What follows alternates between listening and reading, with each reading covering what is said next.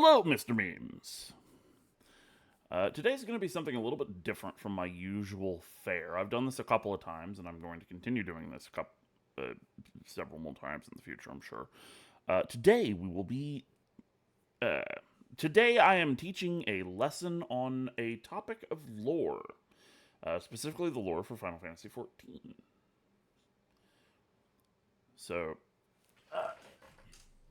unfortunately, I've had a bit of a scheduling snafu with the organizers for the Moonfire Fair, and so I'm going to have to pretend that this bitch ain't here.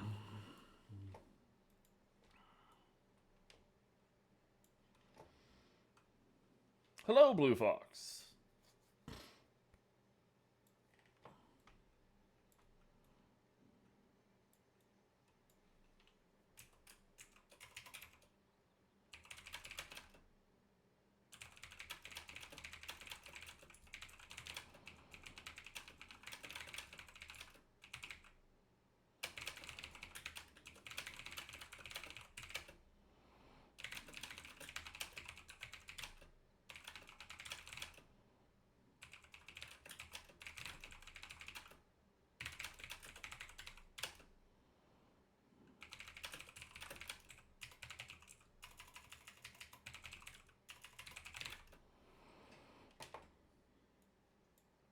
Okay, give me just a minute here. I'm getting a couple of things squared away.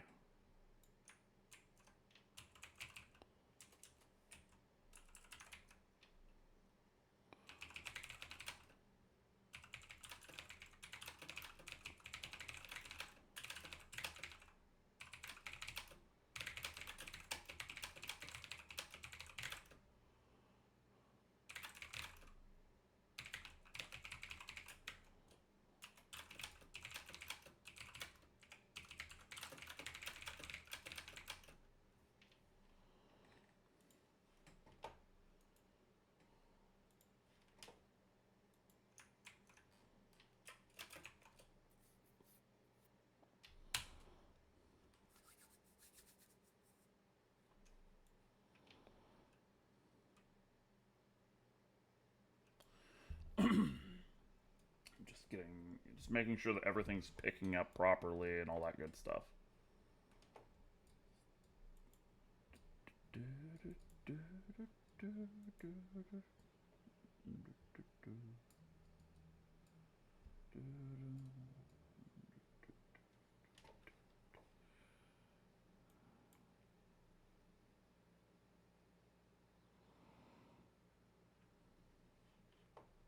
I'll be there for the class in a bit. I need to gain consciousness.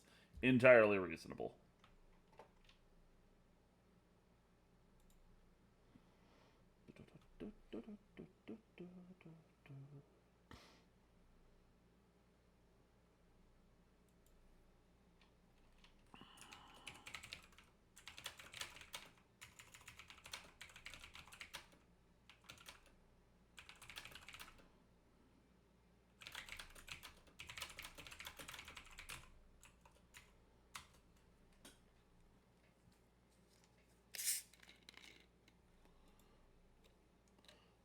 Hello there, Heart of Bela. Welcome to the stream. Bela.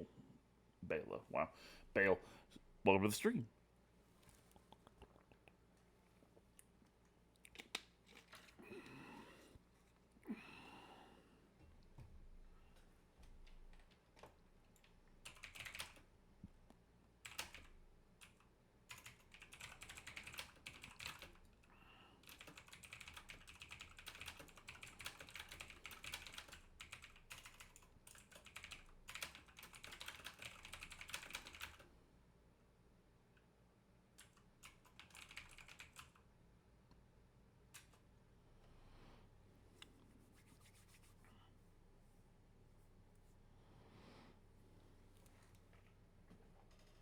Okay, I think we're good and just about ready to get started. So, oh. Thank you for the follow, Heart of Bale.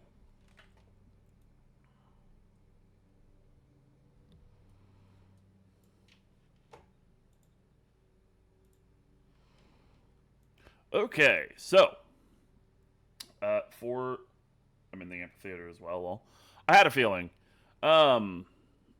particularly since I haven't posted the stream link in the Party Finder. I wish there was more room in the Party Finder to include information, but it is what it is. Um,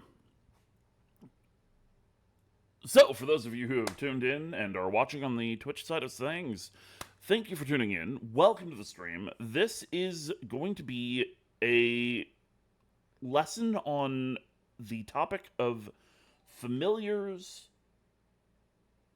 carbuncles, primals, and other elementals within the setting of 14.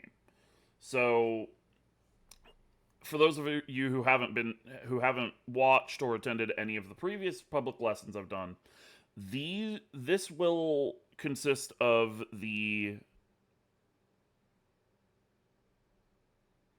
in-game, in-character side of things, which I'll be reading out the chat where it's relevant, as well as the out-of-character side of things, which will be just exclusively here on Twitch, where I'll be providing additional context, lore, information, and stuff like that I can't really work into the in-character lesson. For example, knowledge about things from, like, the first, or stuff that we learn in Endwalker where no one but the Warrior Light would know it. Stuff like that.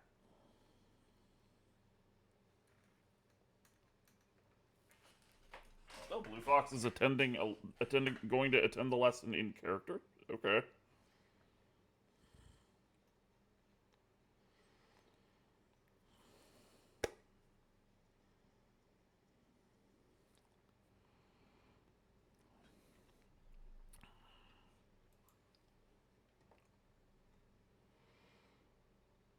Okay. Oh. Thank you for the follow, the Skyfell and Mavaria Meows. That. Hold on, I gotta. Mavaria Meow Star. And actually, let me look at something real quick just to make sure. I'm trying to remember, is the campaign still going that they had going on? The one for the supportive streamer campaign.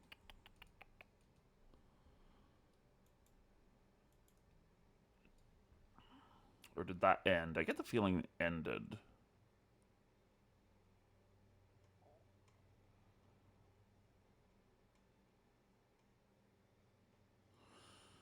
Unsure. That yeah, I'm looking right now to see if it's there. I gotta.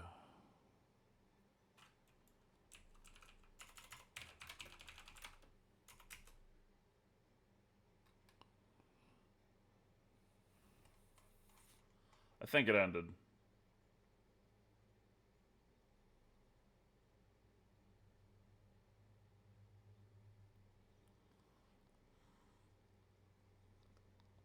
I mean, if I was spending $25 for a mount, I'm getting Cruise Chaser anyway. I mean, honestly, fuck you, bot.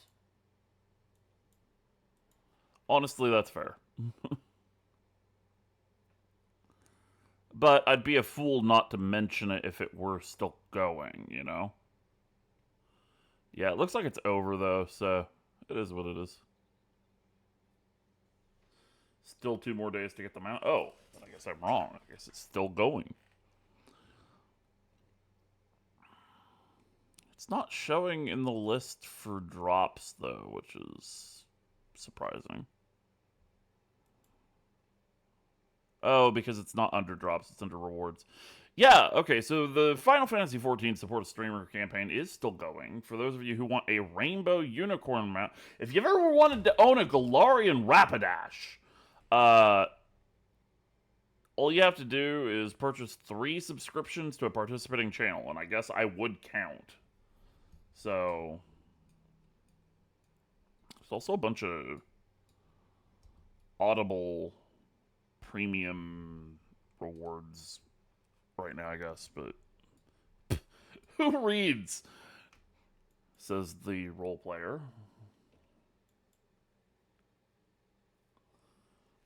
I mean, it's okay. This isn't exactly me trying to shill for subs anyway. I'm just saying, in case it's something that one of y'all want. It's there. It's a thing you can do if you want to. But that's not why we're here. Okay. I've learned well that role players do not read, right? Which, boy, is that. It feels like it should be the other way around. But here we are. Now, speaking of role players not reading, time I make them read.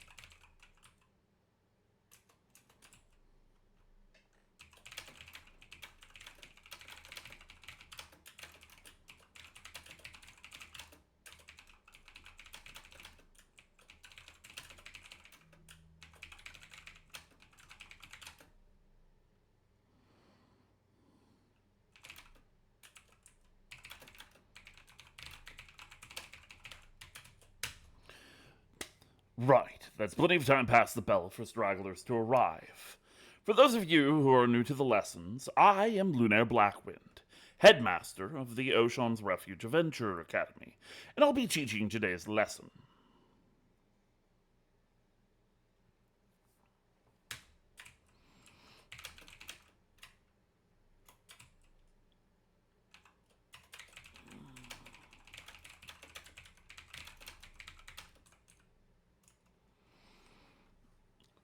Shush, you did not see me come super late.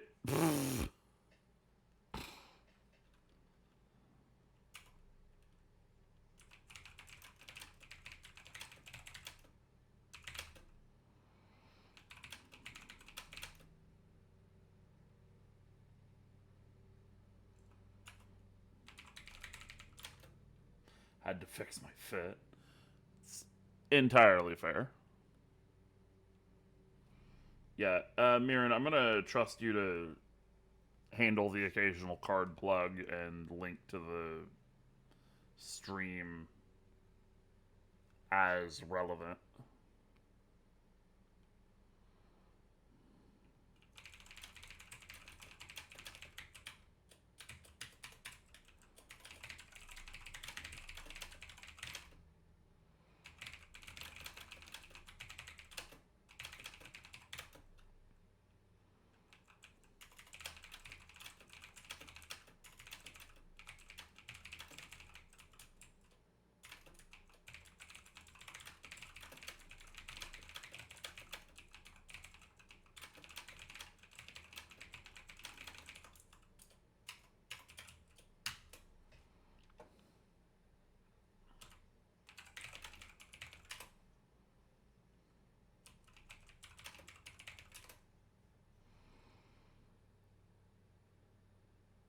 I don't remember what the fucking skill name is, so I'm just gonna use it. Oh, it's full on summon EOS, okay.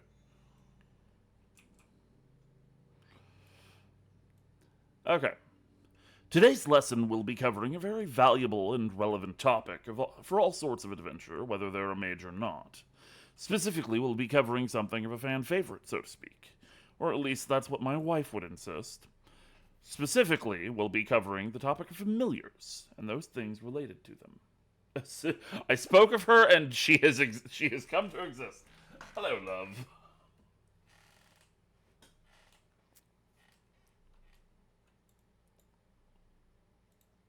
Get up here on stage with me. What are you doing down there, you little weirdo?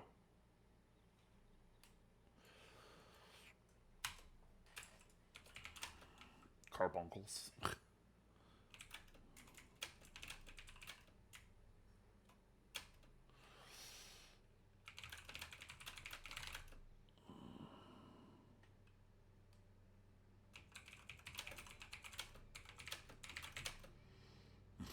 Oh, thank you for the gifteds, love. Oh, wow. The Skyfell and Mr. Memes both got one. Was that deliberate or were those random? Those were oddly relevant for a random one. That's why I have to ask.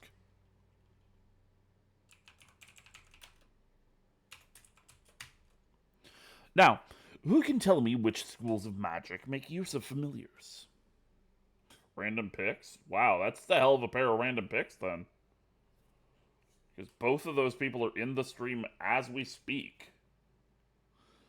If be sure you thank her, guys, because jeez, I'm here but volume off, getting catnapped soon. Ah, I see. You now, everybody seems to be getting catnapped. What the hell?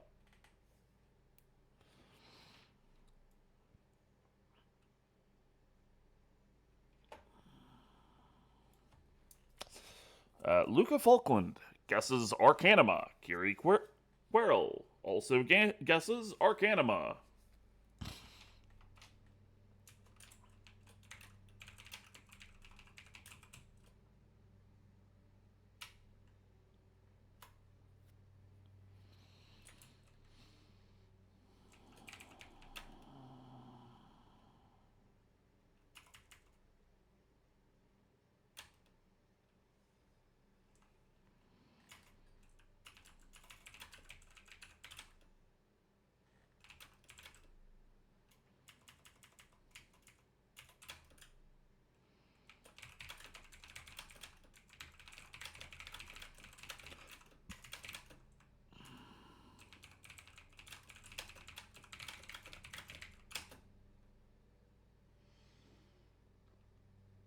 Jesus, you're on a 165 stream streak.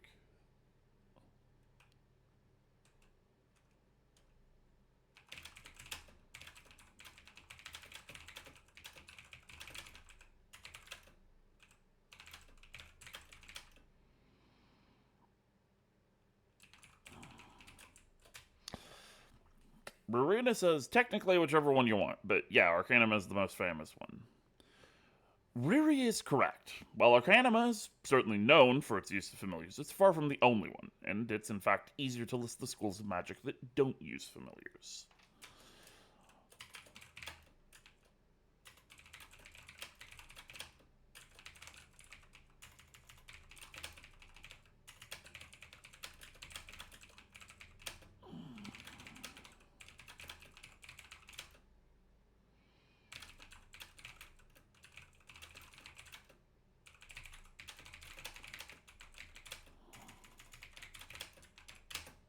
Forgive me if I'm quiet while I type. If I try and type and talk at the same time, I'm going to get mixed up.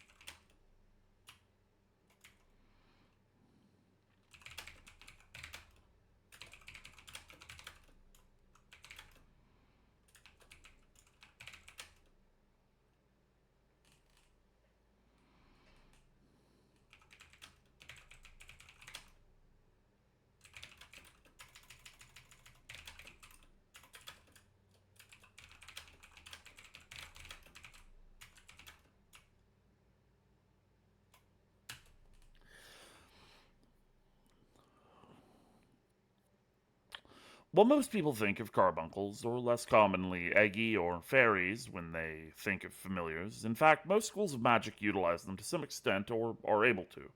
Conjurers, for example, often manifest familiars which embody natural elements when needed. For example, golems, which the Amdapori were notoriously fond of. Now, when I say that, this isn't exclusively including golems, though, and not all golems would necessarily fall under the classification of familiar that you think of normally. Um, a lot of familiars, or a lot of golems, are Soulkin, and technically Soulkin aren't uh, preclusive to being a familiar. It's just not all Soulkin are familiars. You can make a Soulkin without it being a familiar. You can make a familiar without it being a Soulkin. Um, what the frick did she call it? I'm trying to think of. Ishtola ends up summoning a familiar in um, a couple of different points, but during the MSQ, she summons that water one. Did she call it a Nixie? No, Nixie's something else. I don't remember off the top of my head. But that would be a familiar, and that would be a case of a familiar having been created through Conjury, which Ishtola knew or knows and was using primarily in her younger years. Water bubbles, frogs. Yeah, exactly. Yeah. Uh, the Parago, the water, froth, and foam. Yeah, the Parago, the frogs that uh, Master Matoya has in the Dravanian hinterlands around her cave, those also qualify as familiars. Um,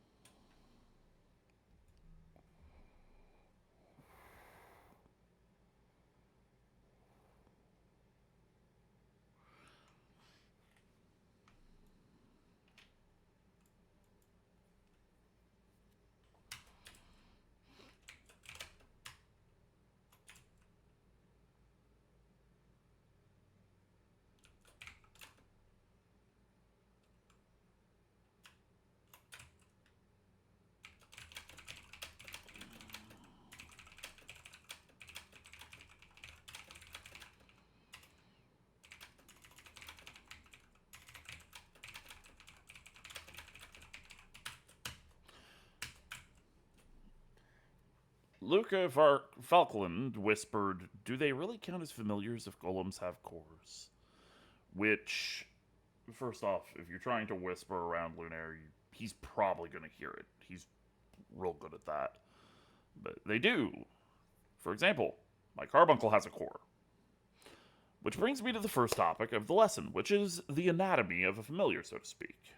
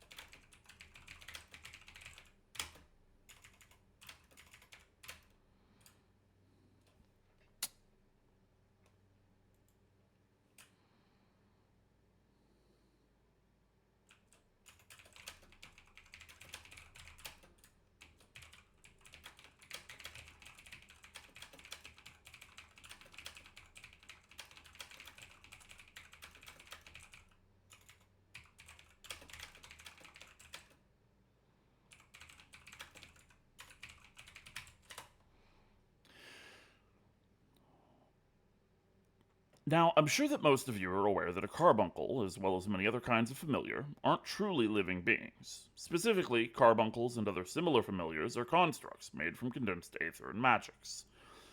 Britt says the armored knight speaks up, voice modulated and monotone under his helmet. As golems are usually categorized as soulkin, would that mean all familiar are soulkin? Or are familiars just something that have the possibility of being a soulkin, or something else in another category? An excellent question. The answer is simple. Soulkin have the possibility to be familiars, and familiars have the possibility to be soulkin, but they aren't mutually exclusive, or mutually inclusive, rather.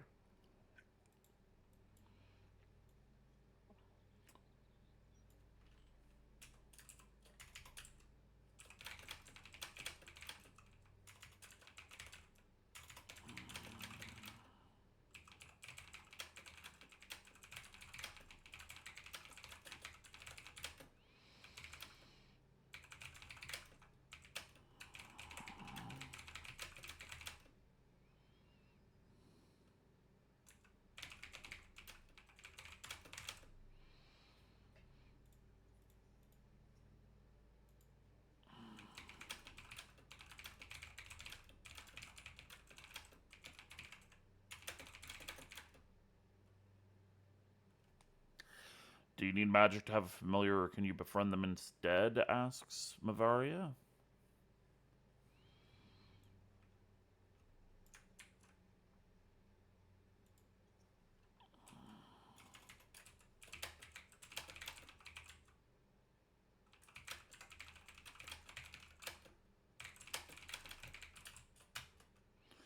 If it's not magically created or bound, it's just a pet.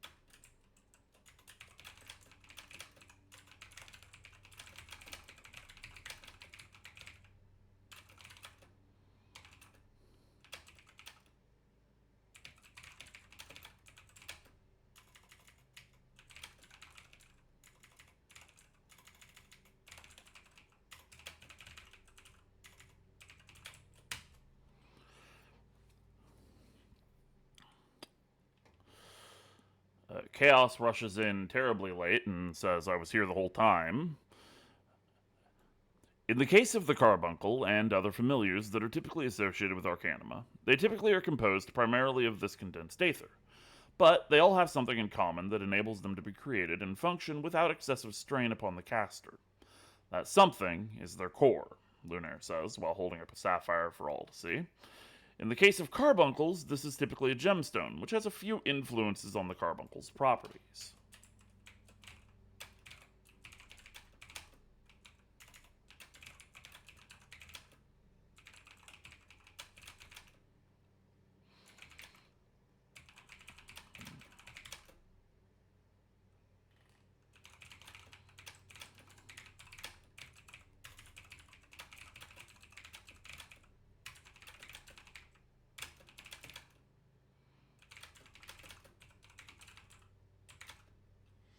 If I pay for subs, do we get the mouse impression again for chaos? Yes, sure.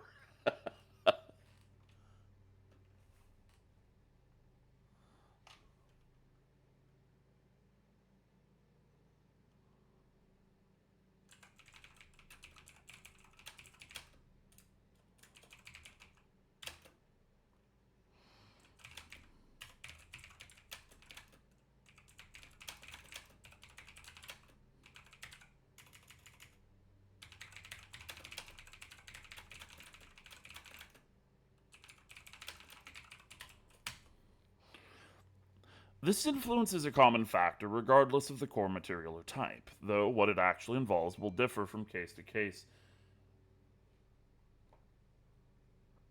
Thank you for the gifted subs. Unfortunately, I don't think you had quite the same luck that Naya had with her gifted subs. I think most of those are random folks that have been in stream previously but aren't right now. Cursed Catboy Murakumo in the back has just arrived.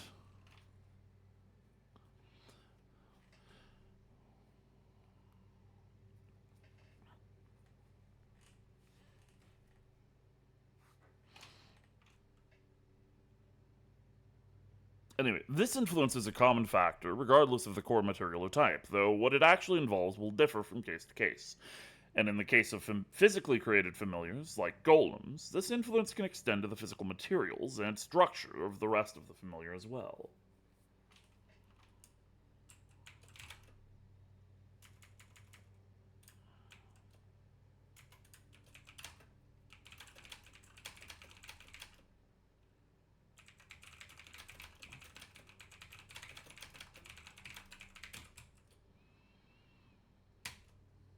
Now, who can tell me what the requirement is for a material to be a suitable core?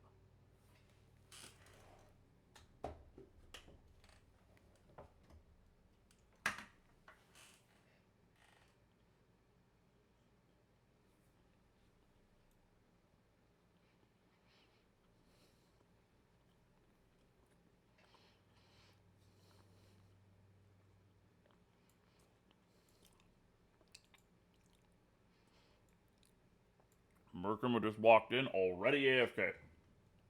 I'm impressed.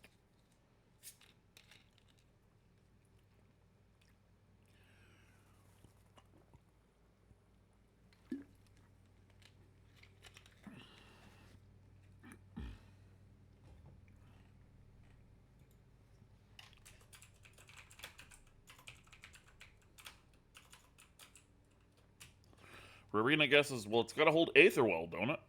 And that's correct.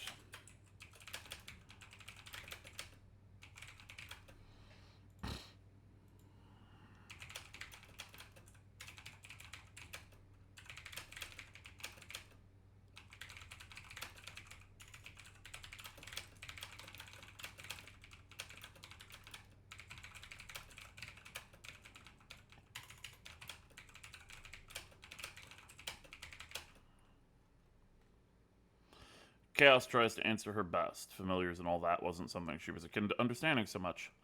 Well, Aether is obvious. As she stopped her, as Rena answered.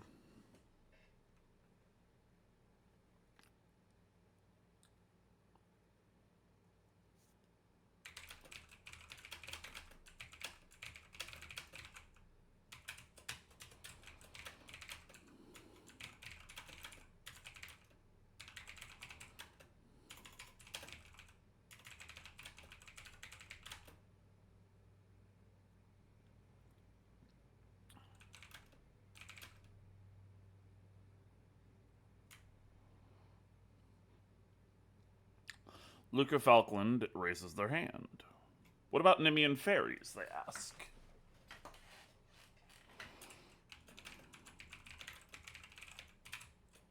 An excellent question, Lunaire answers.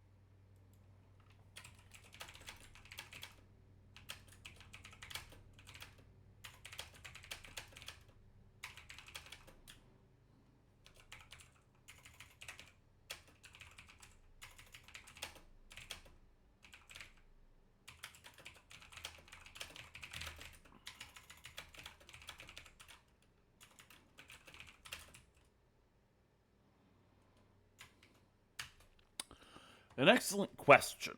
In the case of a fairy, their core is instead a Nemean scholar's jobstone, Lunaire says, holding up his own to show.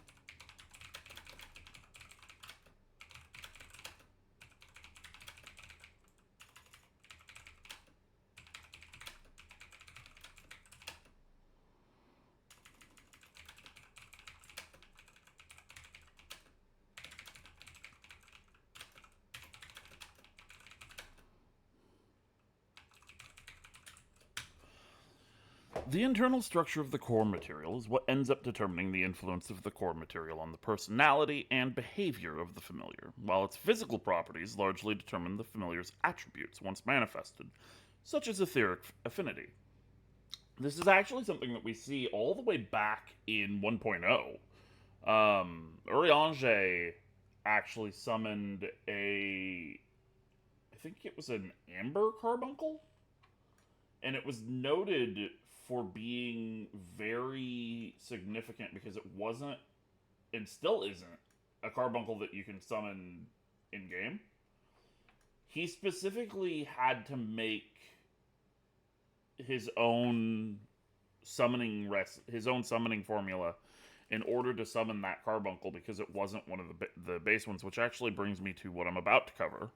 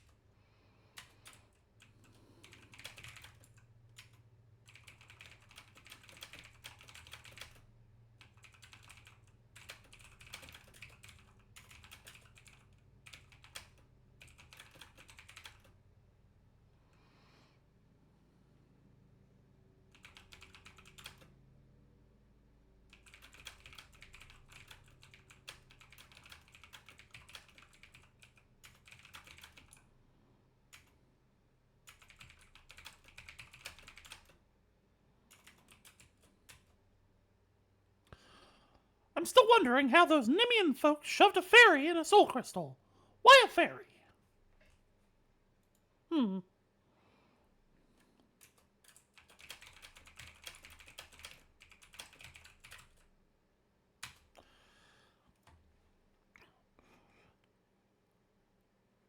Now, the nature of cores being so different from one another is why no two familiars will use the same summoning spell if the core is at all different. This is why almost all carbuncles you see will be composed of either a sapphire, emerald, rupee, or topaz gemstone as their core.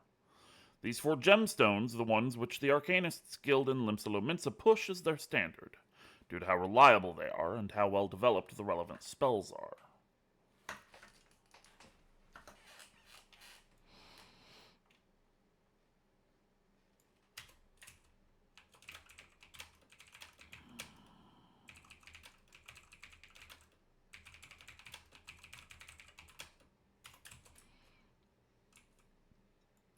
And yes, as Chaos says, Don't the cores offer different elemental affinities too?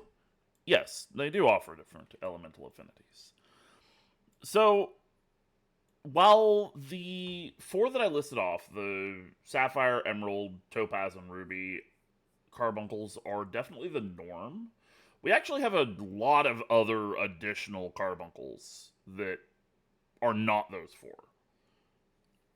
As I mentioned before, Urianger has the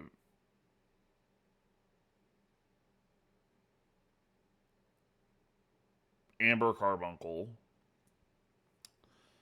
which is especially interesting because it suggests that, well, actually, it doesn't suggest, but I mean, it does. I'm getting spun around here though. The amber carbuncle is a really interesting case because amber isn't a gemstone in the way that most of the other gemstones are a gemstone. And it's one of the reasons that we can kind of determine that any material that fits the physical criteria could potentially work as a core for a carbuncle, even if it's not strictly stone.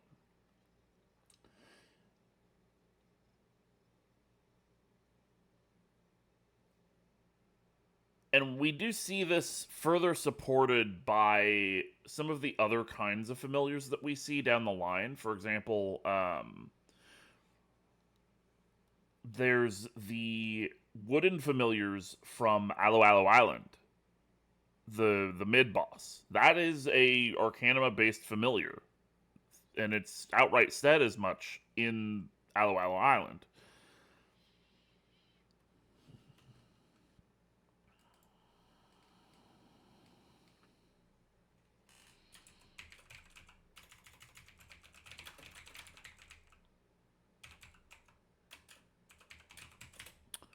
Depending on the material, and Luca Falkland raises their hand. Yes.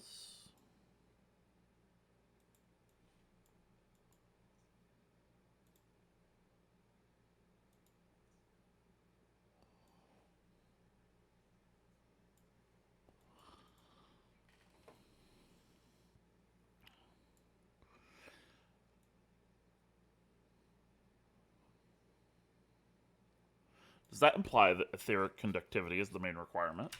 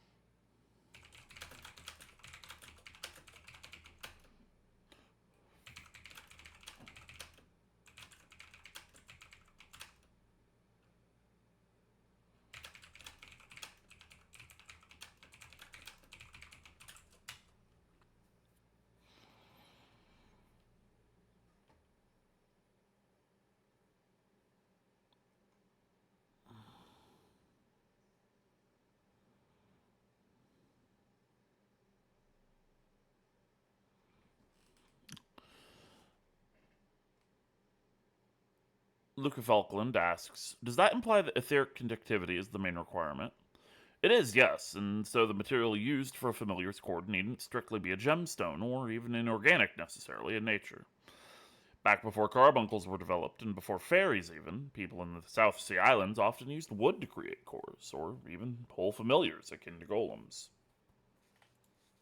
Oh.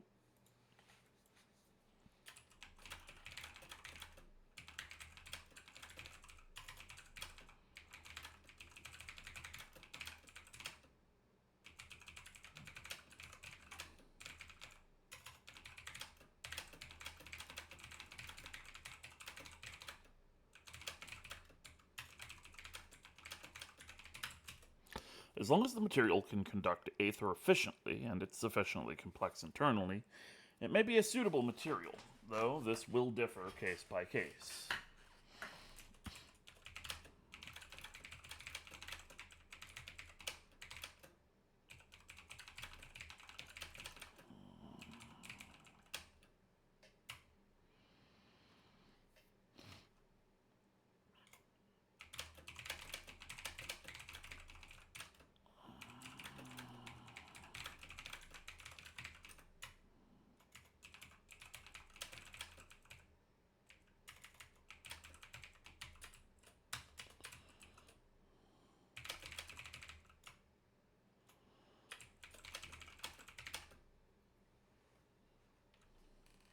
Love that you're voicing your character as well, so immersive. I mean, if I didn't, half of this stream would be completely silent. I mean, it's already like a quarter silent because I spend time typing, but I'm trying, okay? There's a lot of lore to keep straight, especially if I want to give y'all actual useful information while also typing in character in game for the class itself. Like, so bear with me here.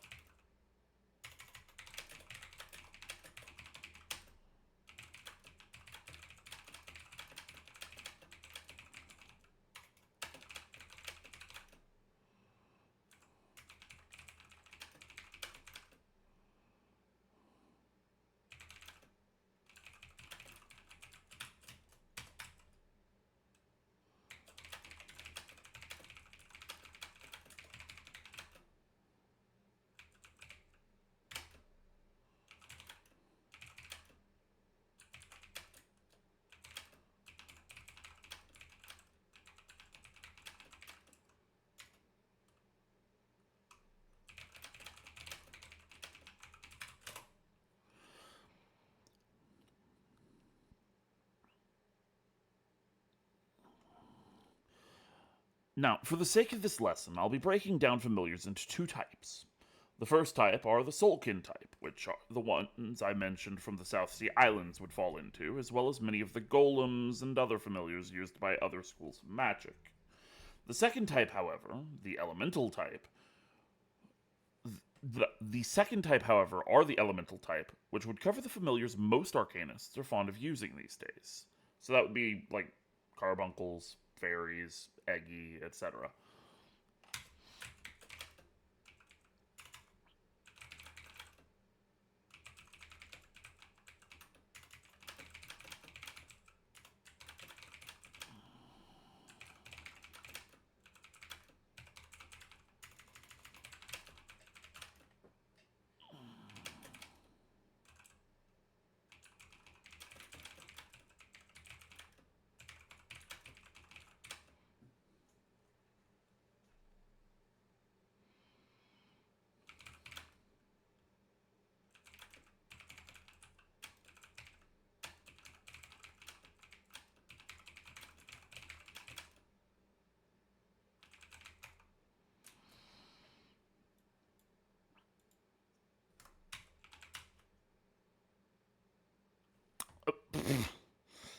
Mavari Meowstar raises her hand and shouts, Professor Lunaire, is the Arcanist Guild an agent of oppression of the proletariat?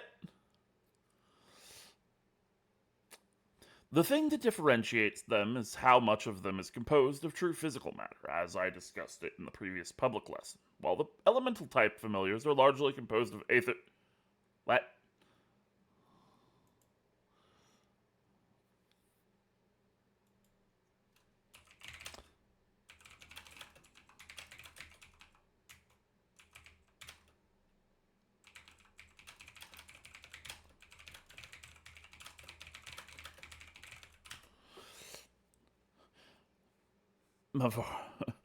Lunaire turns his gaze to Exi, stares for a moment, then continues, ignoring the question. Breakfast eaten, now I'm here for real. Cursed Catboy Murakumo lives!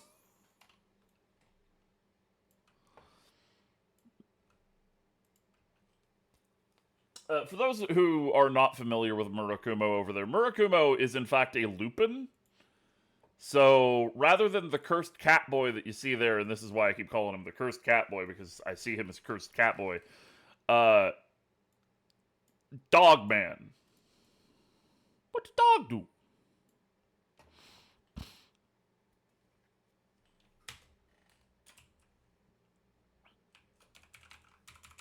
That's his understudy.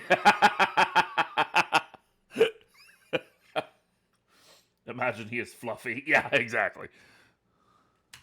Anyway.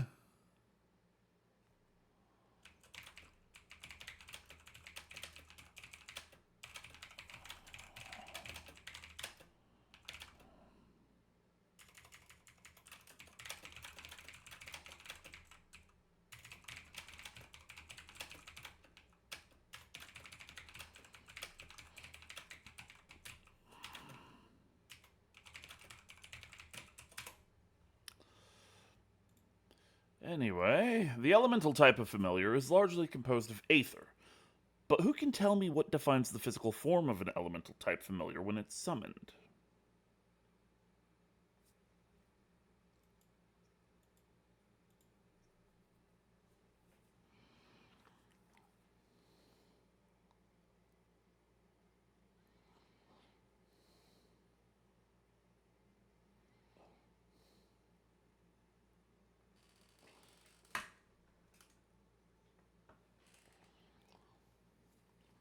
Also, if you know the answer in the Twitch chat and aren't here in person, or maybe your character wouldn't know, feel free to throw out your guesses or answers in the Twitch chat as well.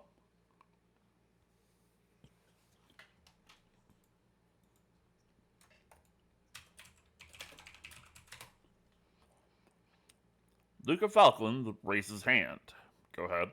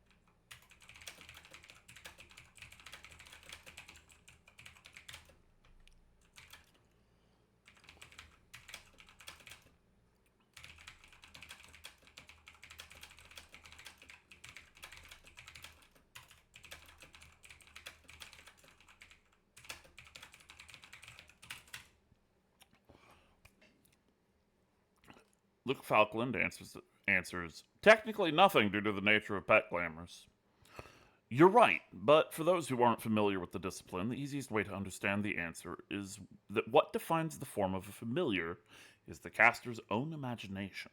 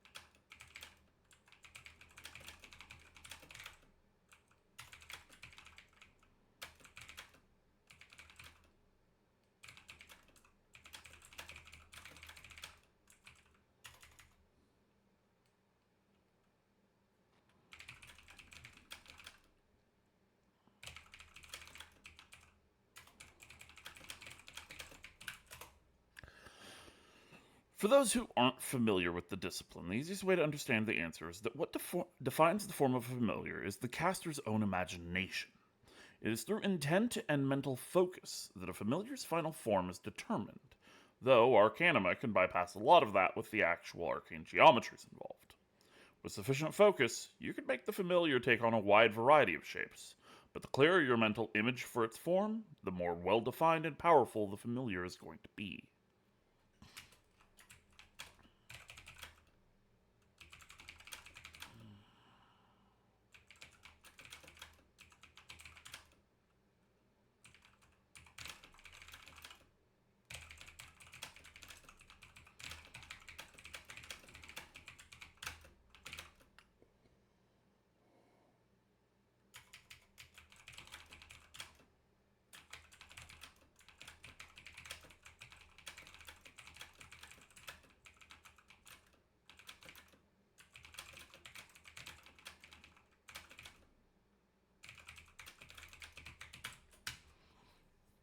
A poorly focused form tends to be fragile, leaking aether and potentially even falling apart if you lose focus. Though again, Arcanima can largely bypass that risk with its arrays, at the cost of not being as easy to modify on the fly. It's a bit odd then that most carbuncles I see are so familiar, aside from those with knives, they encapsulate an air of attitude that goes beyond mere appearances. XIV says.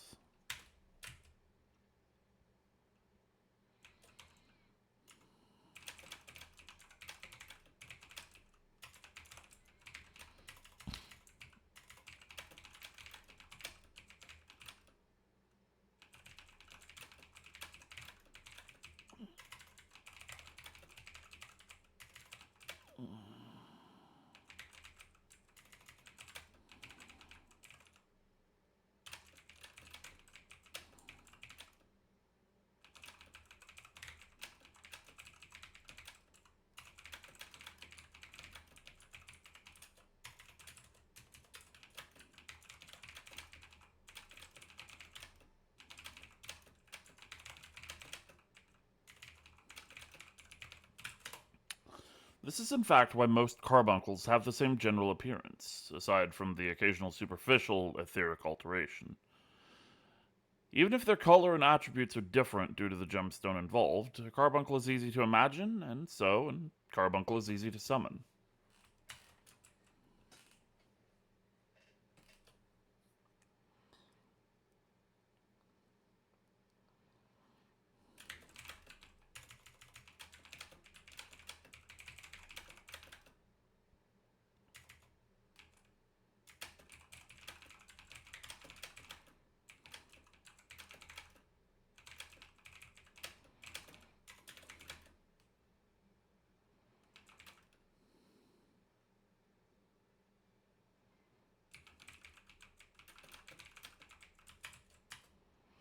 This can even be utilized by a skilled arcanist, and is in fact why the fairies of Nim are manifested as they are.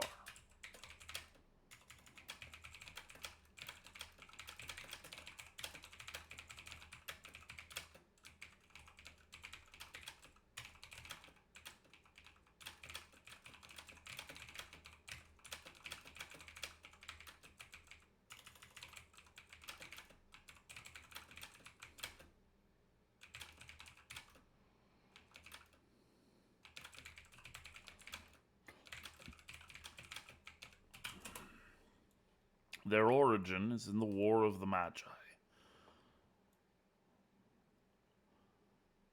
Their original role, messengers to ship at sea, or to land from those ships, and so they were gifted the ability to fly, to speak, and an intelligence not unlike our own.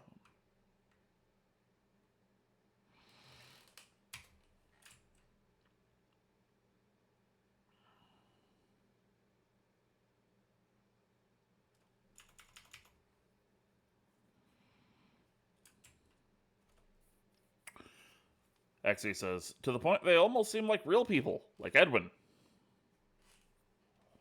Almost.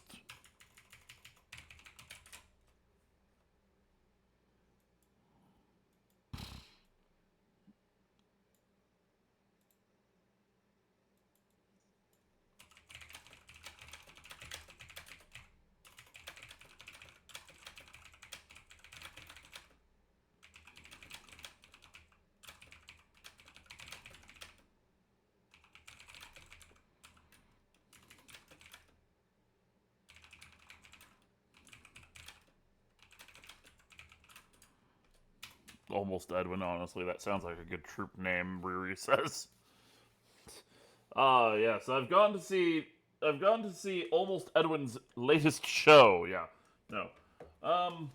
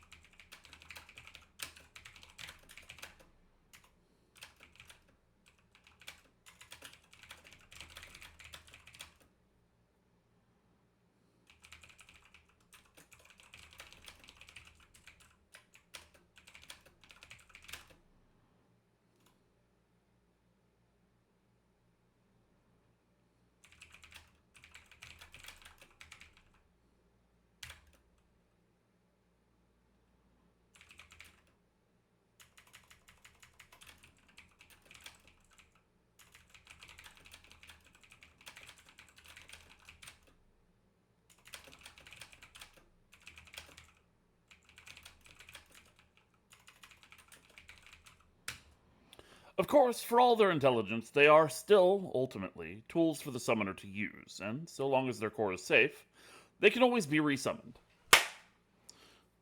Lunaire says, clapping his free hand down, crushing Eos, who has just enough time to look surprised, though she shouldn't, then annoyed before letting out a squeak, legs out straight, as she tries to catch the hand and stop it before bursting into raw aether.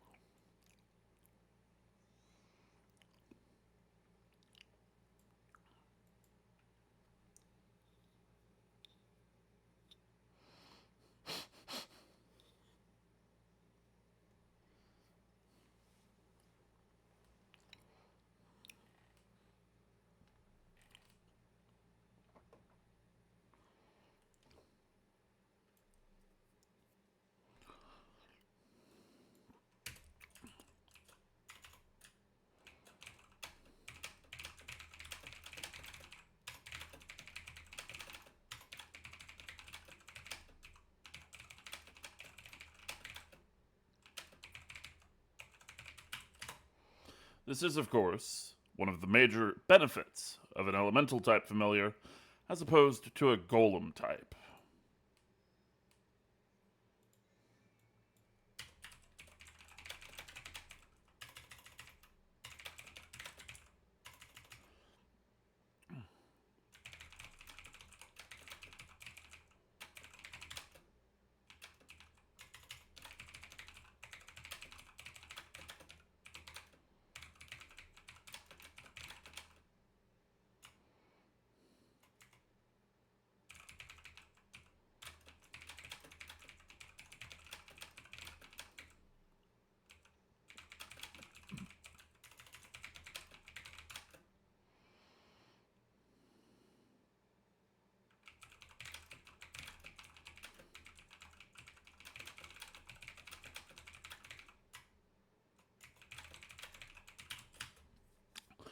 Because the core isn't contained within the familiar itself, an elemental type familiar is nigh immortal, able to be resummoned so long as there is sufficient aether, without lasting damage regardless of what happens to their body.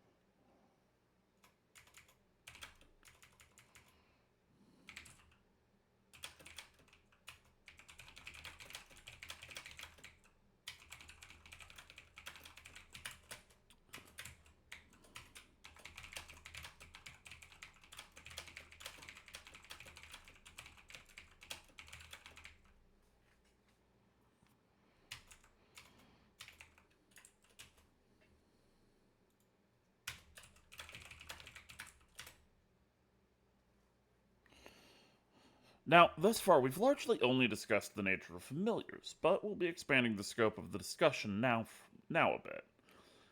Aside from familiars, you see, there are other existences which are. If I snapped her, would you still get the Aether boost? Dexy asks. I would not.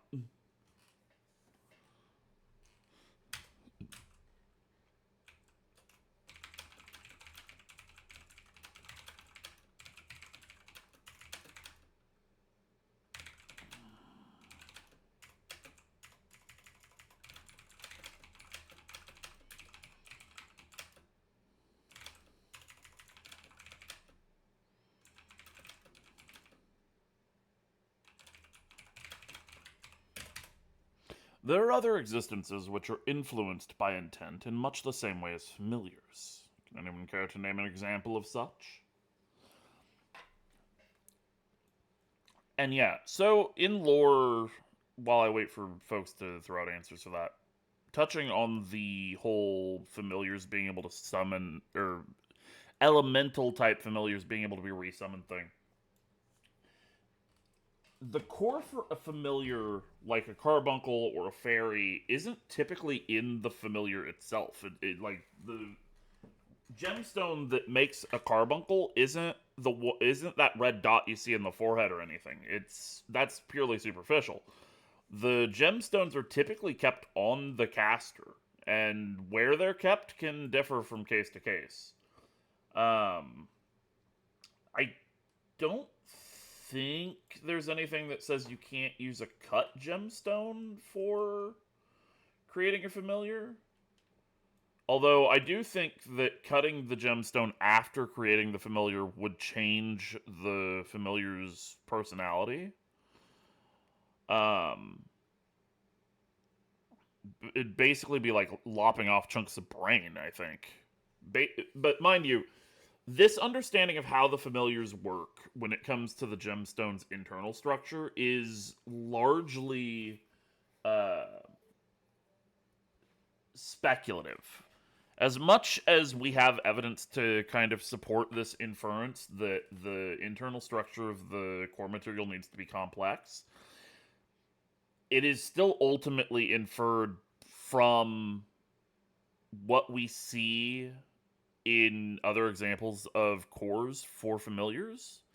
It isn't something that has been explicitly said verbatim anywhere in the lore, which is deeply frustrating. It's just been very consistently the case in the lore where we have seen examples.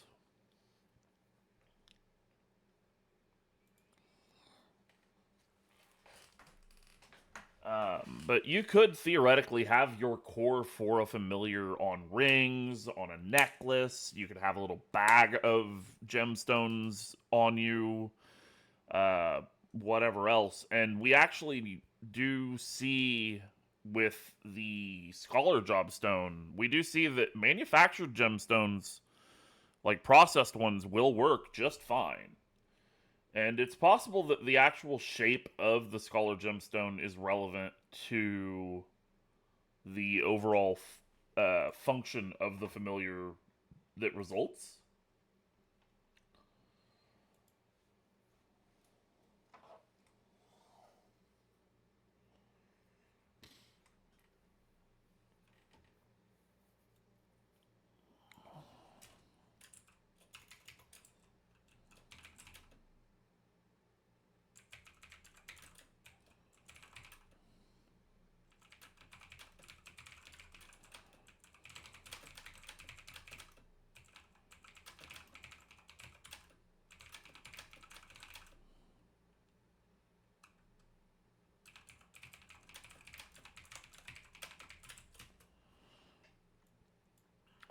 A lot of people are guessing primals, and that's correct. Primals are also influenced by thought, in the form of prayers and worship, the same way that familiars like carbuncles are.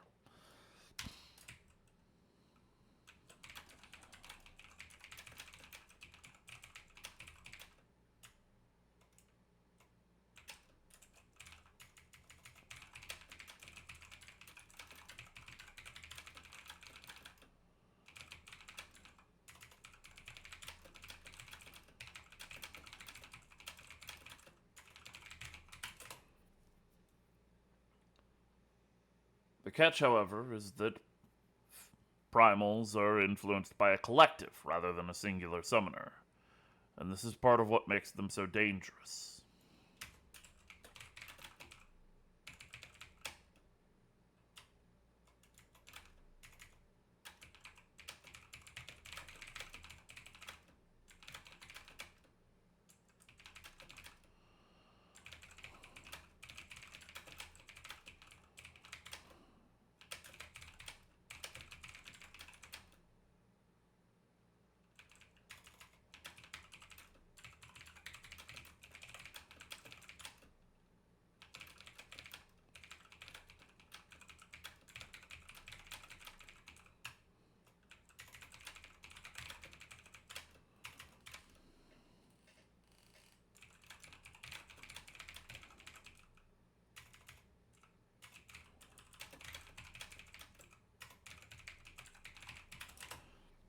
While a mage summoning their familiar can have a clear and controlled influence on their familiar, a primal is influenced by a larger collective of people at once, and no one person has true control over the resulting entity, both making them more powerful, but also more unpredictable.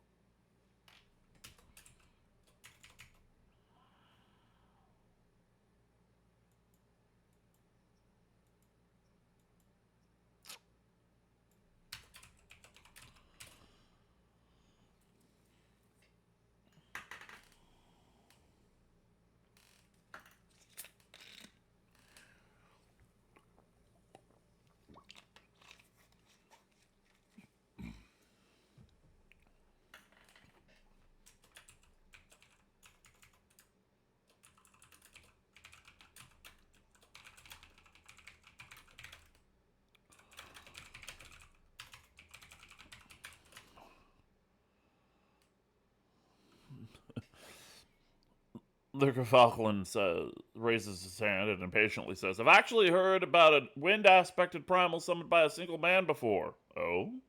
Apparently like a giant green chicken or something. Ruri says, been reading too much Mithril Eye, Lunaire says. Garuda? That's assuredly not by a single individual.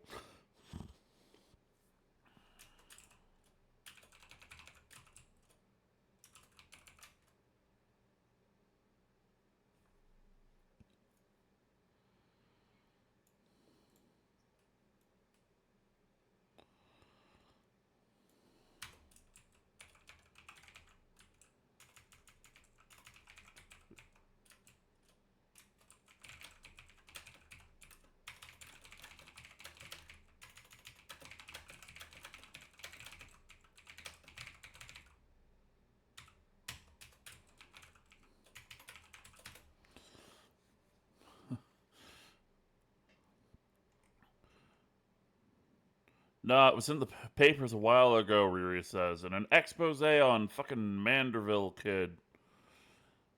Lucas says, no, it was in Thanalan. Thanalan? It was named some, like, enchilada or something. Manderville. Lunar goes silent, shakes his head vigorously as though trying to forget something. Anyway,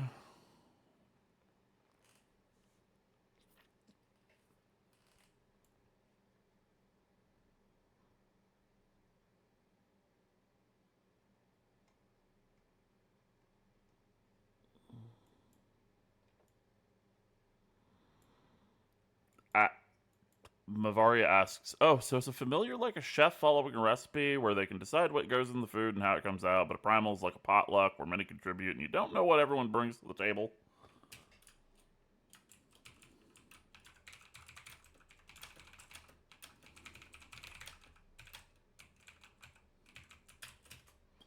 Uh, actually, yes, that's a surprisingly apt metaphor.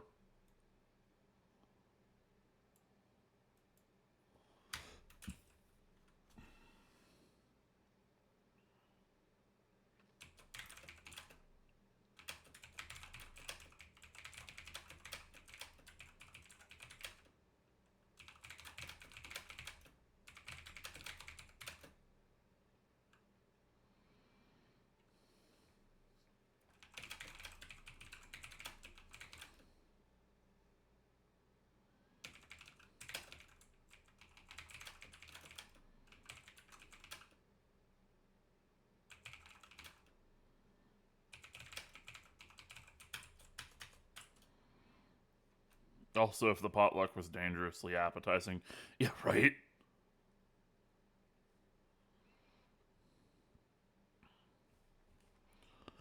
Yeah.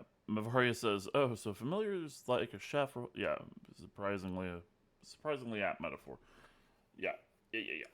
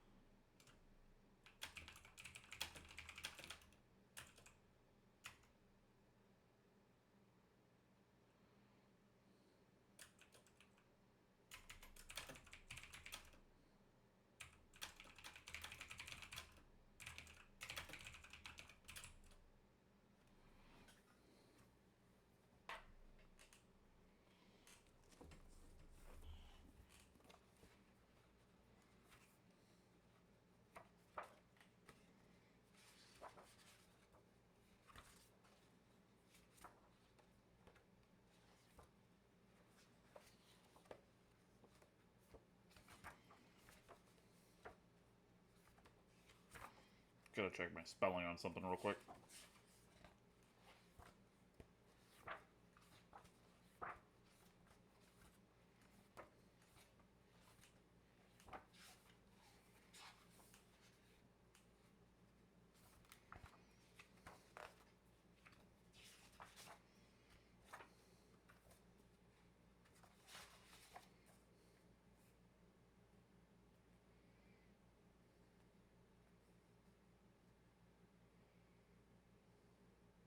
Yeah, okay, that's what I thought.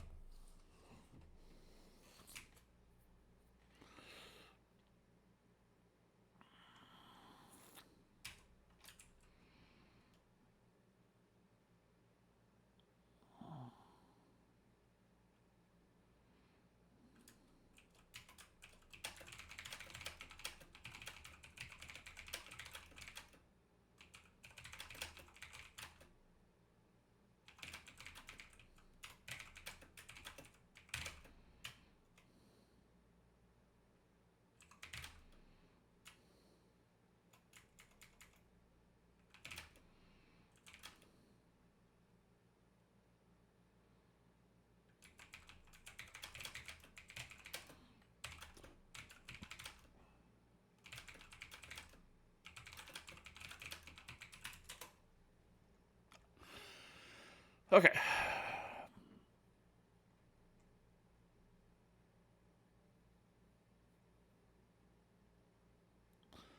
But yes, a primal is determined by the collective faith of those who believe in them, and that collective faith needn't necessarily even be directed towards proper worship. This can become truly dangerous when the devout don't even realize that they've contributed to a primal.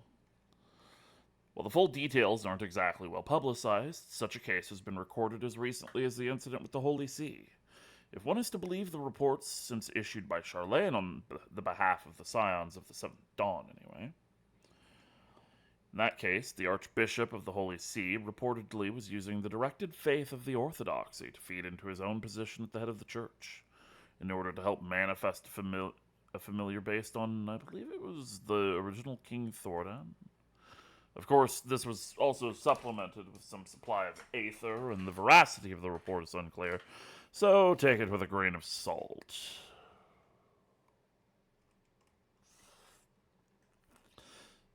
Yeah, so Thordat, the Archbishop's plot. I'm really happy I came up with the Enkidu bit. Enkidu's a really interesting case for a primal too, and I'll get to him. But the King Thordan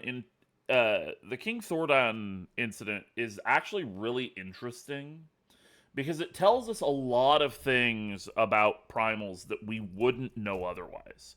For example, it's our first real indication that the power of collective faith is a genuine significant thing in the setting, even without manifesting as a full primal.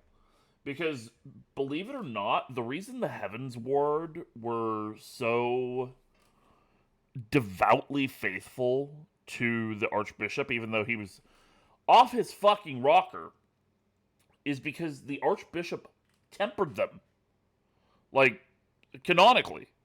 The Heavens Ward were tempered to be faithful to the Archbishop, but not so tempered that they were completely, like, zealot level crazy faithful, the way that you see with, like, Ifrit's tempered. And that one tells us that you can kind of half bake your tempered. Like, you don't have to go whole hog. You can turn that shit up real slow and still get a faithful tempered. And two, that the faith involved starts to give you power even before you manifest a primal form.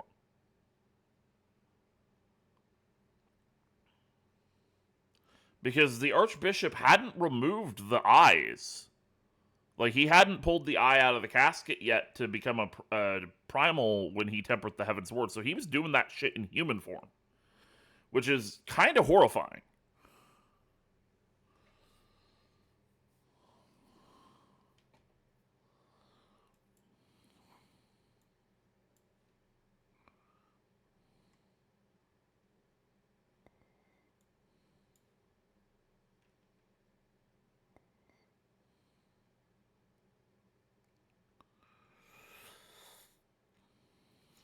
Shit. See, I'd wonder if you could make a primal from logic rather than faith, considering Arcanum is basically advanced mathematics.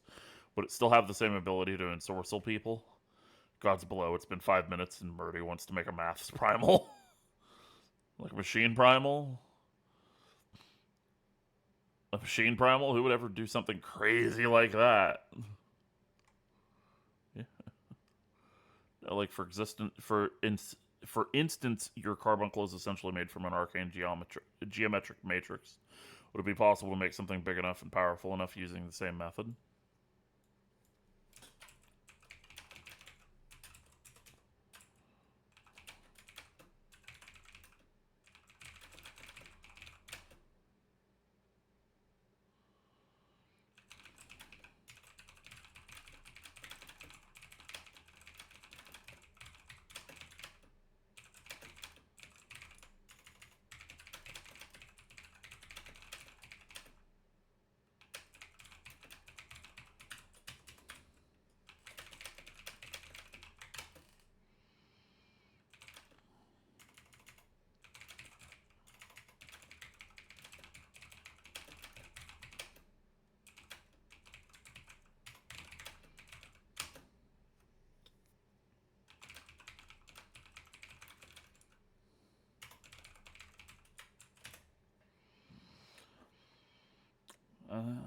yes and no. As I covered earlier in the lesson, that'd technically make it a familiar rather than a primal, since it's the influence of the collective that makes a primal a primal.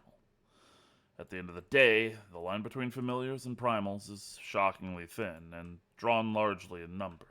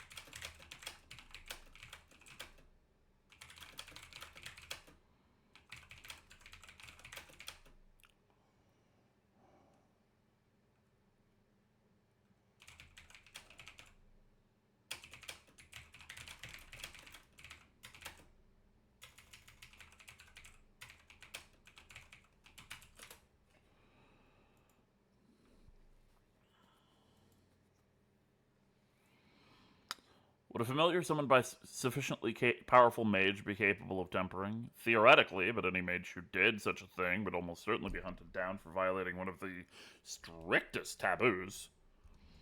Yeah, just a reminder that mental magics, like brainwashing, which tempering absolutely falls under, very, very taboo. It's a real good way to get yourself hunted.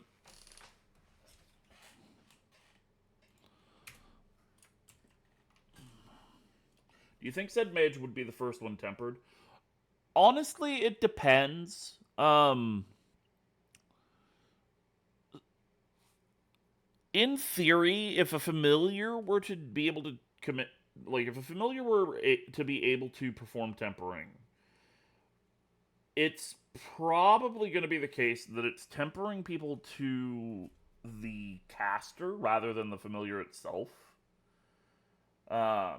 One of the other big defining factors, and I this is kind of what I was alluding to when I said it's the difference is drawn in numbers, is that for most familiars, they are made using the caster's own aether rather than a large collected mass of aether the way that a familiar is, which that's why familiars typically, or not familiars, primals. That's typically why primals use and require a lot of like crystals and shit to summon, is because they take a lot of aether to have that much power.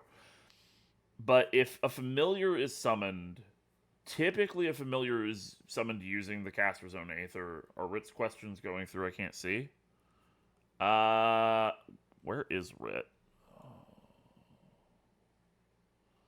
Oh, there's Rit. Oh, I see it.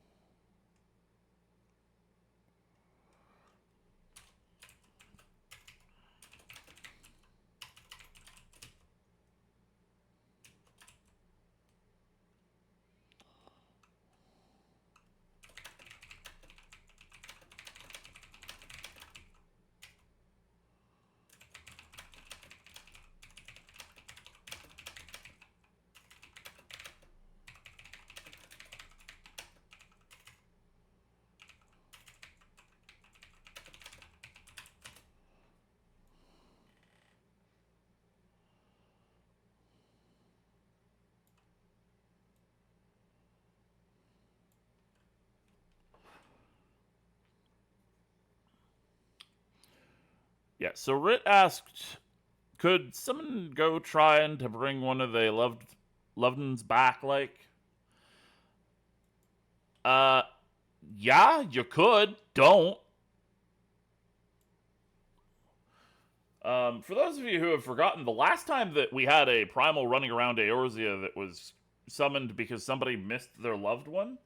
It's because it came out of the Kinder Joy egg from hell called Dalamud, and it caused a calamity. So don't do that.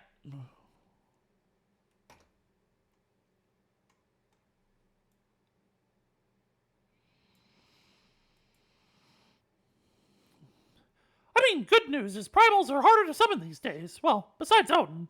He just comes around for the funsies. Or she. Or they.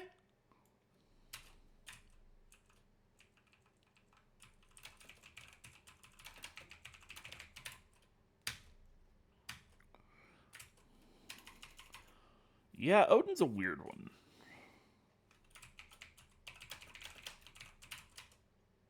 We'll get to him.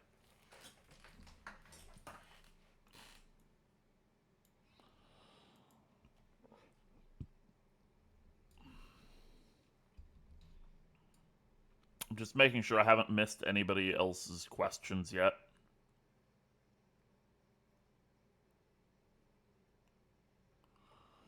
Oh.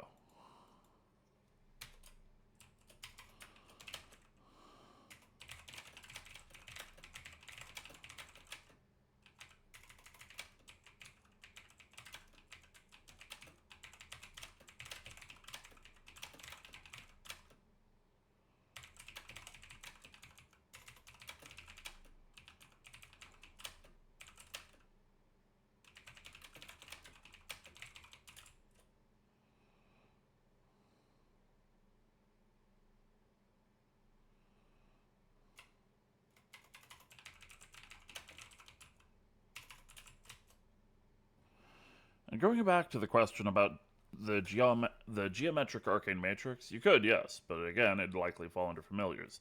It'd depend on the particulars, though.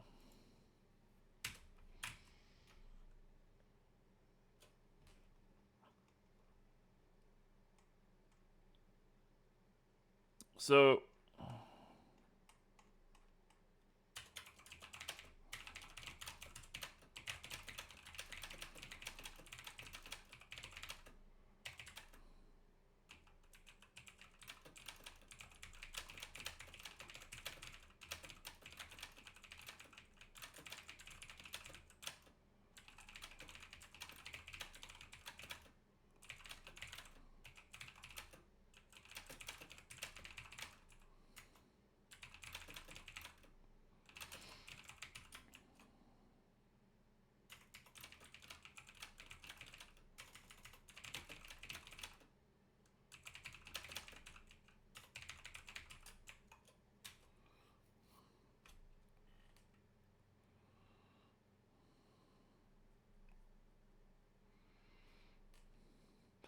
giving a fair warning that here shortly I'm about to go into a more drawn out bit of explanation here on the stream because there's a lot of lore about primals that I cannot claim to know in character. It just wouldn't it's stuff that no one in setting really seems to understand outside of like the scions because they're the ones that have seen all of the shit they've seen. So I'm gonna have to talk about that out of character. But that is why we do it this way.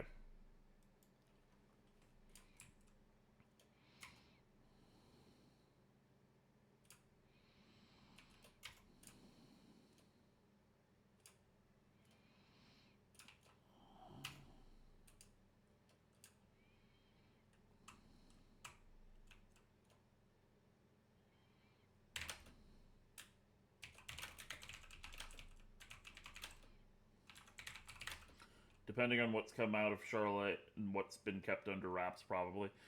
It's a little bit of that, and a little bit that a lot of it is inference from what we see across the entire game. And so it's just really hard to know for sure what would reasonably be common knowledge.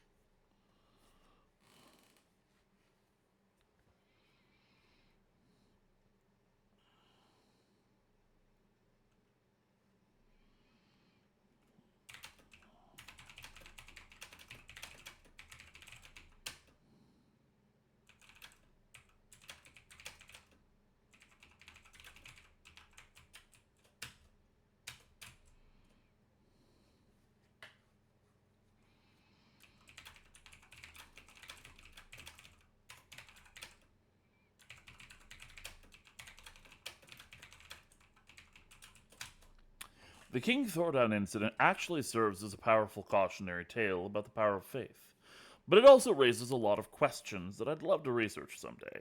For example, what kind of impact collective faith has in other cases.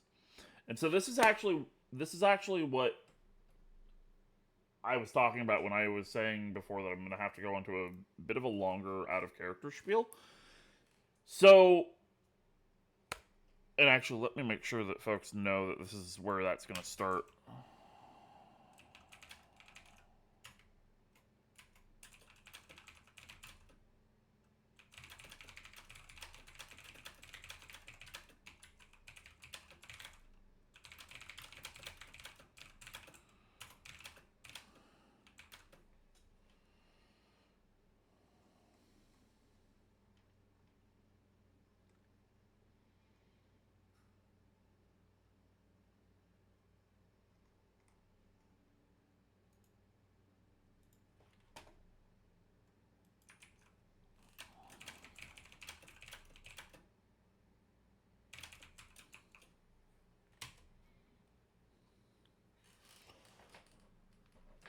Okay, so now that I've given everybody fair warning, part of the reason I can't really I see fucking Yshtola in the background just strolling past.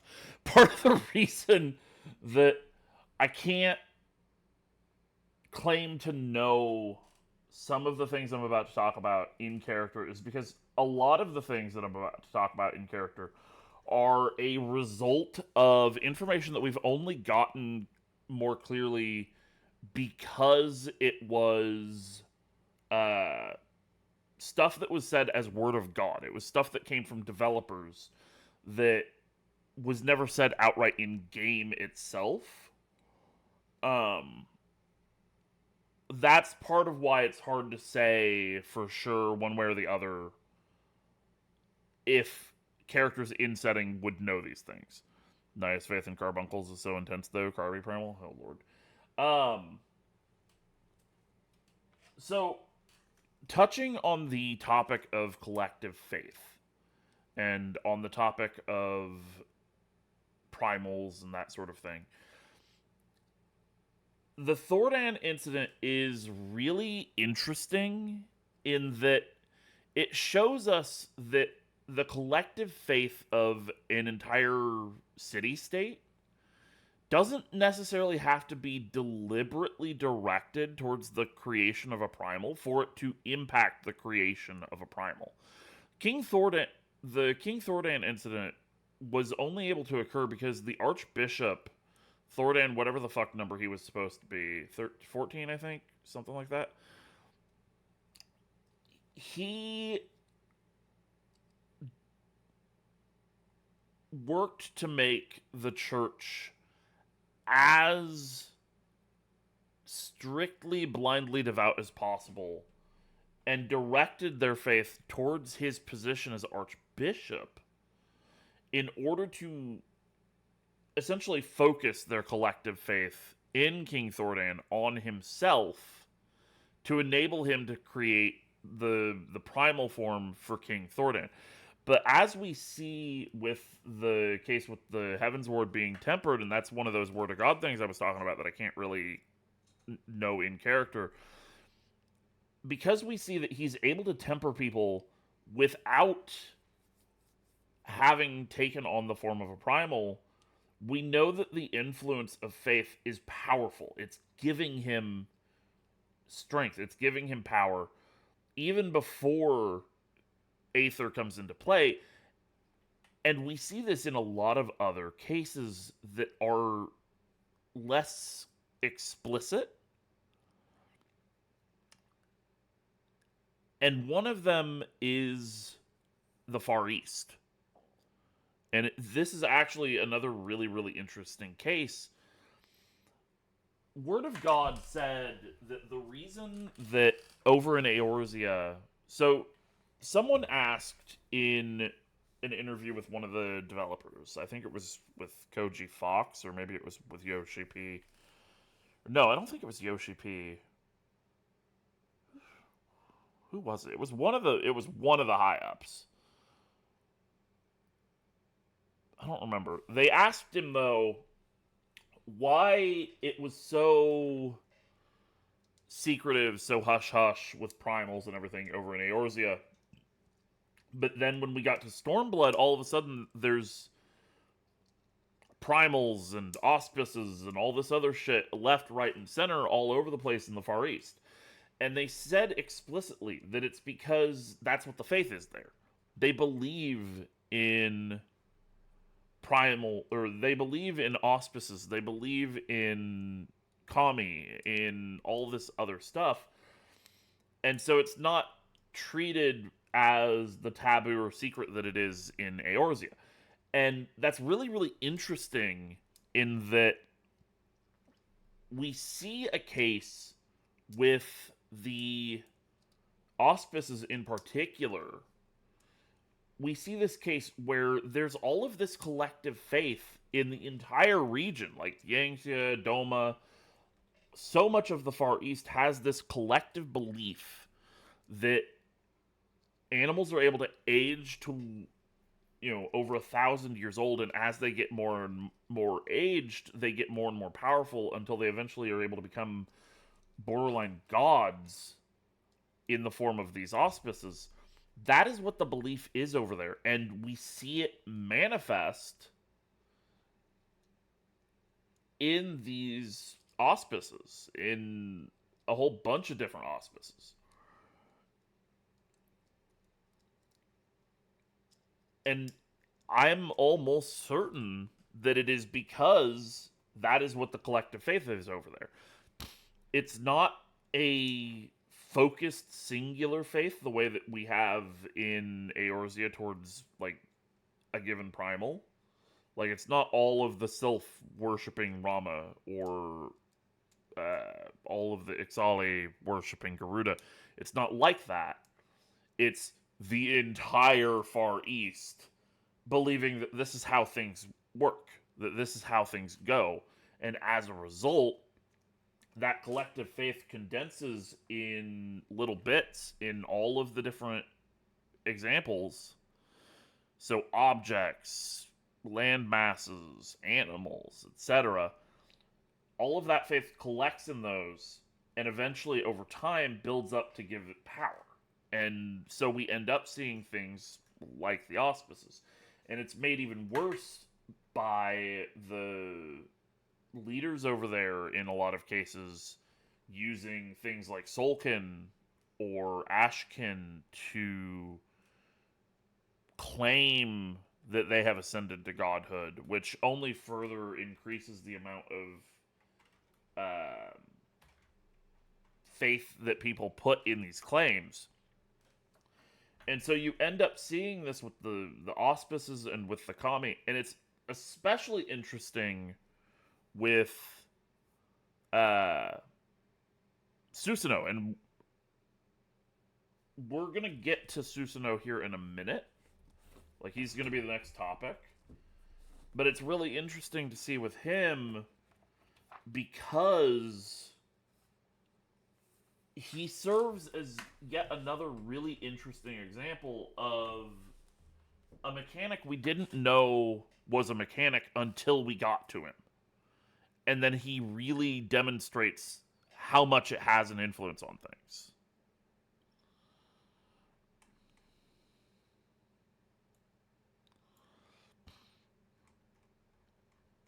Okay.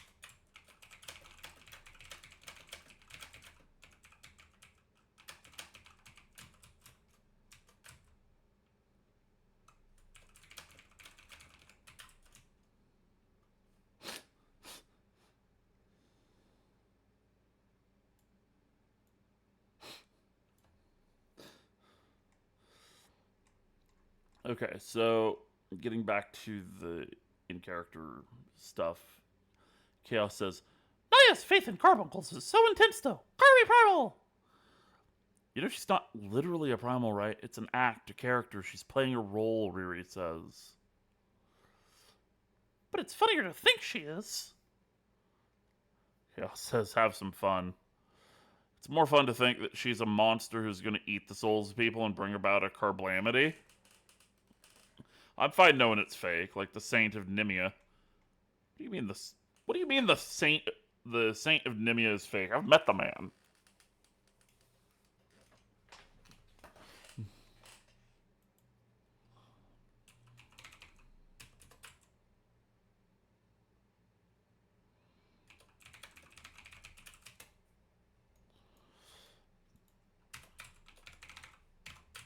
I could have got sent to the ad realm.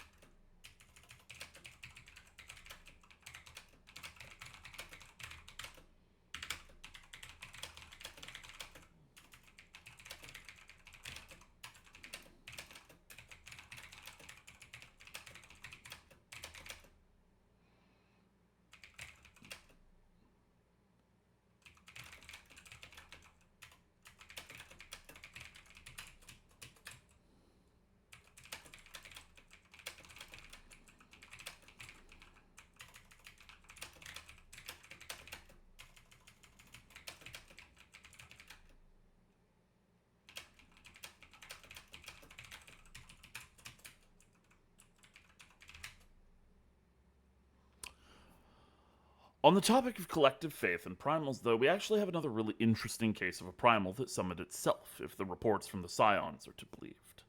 I'd love to test this one myself someday, but I've yet to determine a safe way to go about it.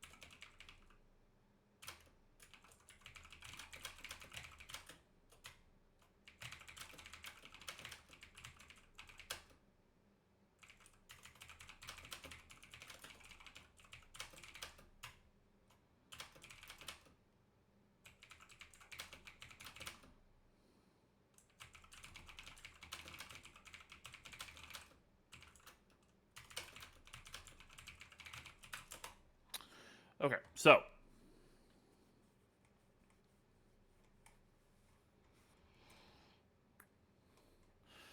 the primal I speak of is Susanoo, a primal summoned in the midst of the Kojin during the Warrior of Light's efforts to help liberate the region from the Garleans. According to the report, the primal actually summoned itself using the crystals that had been amassed in the Kojin's vault, combined with their faith related to some antique relics they had stored there when they introduced another relic related to the deity to the chamber. According to the report, there was no deliberate ritual to summon Susanoo, just a perfect storm of circumstances and ingredients that led to him manifesting.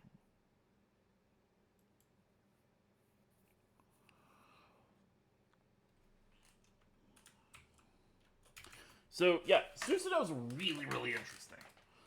So, Susanoo not only demonstrates to us that a primal can manifest just anytime there is enough, like, aether and faith, and it doesn't have to be a deliberate summoning ritual. But not only does he demonstrate that, he also demonstrates that faith is a quantifiable, tangible thing. It can be measured. And we know this because there has to have been some sort of invisible threshold for how much faith was present in order for him to have, like, if it were a case that just having faith in him was enough to summon him willy-nilly, he would have summoned at any point before the Warrior of Light got there. Instead, Susanoo manifested only after the Kojin brought the sword into their treasure vault, where two other relics related to Susanoo were already being stored. Which means that each of those relics had to have enough faith in them individually that when put together, the three of them passed whatever invisible threshold it was in order for him to manifest. Which means that while we can't quantify it in the form of numbers yet, would it not have been the faith imbuing the items being brought together and the belief that bringing them together would summon him? That's the thing. They didn't have any belief that bringing them together would summon him. They were bringing the treasure, they were bringing the sword into the vault because that's where they put their treasure. They had no intention of summoning a primal. Him summoning himself, because make no mistake, he summoned himself. The Kojin were just as confused and alarmed as the Warrior of Light's group were.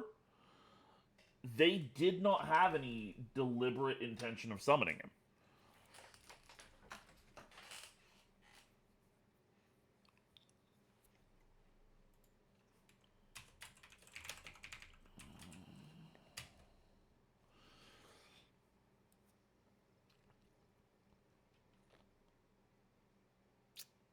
And yeah, so Susanoo, and let me get it because there were three relics that were involved in Susanoo being summoned. So two of them were already in the Kojin's treasure vault.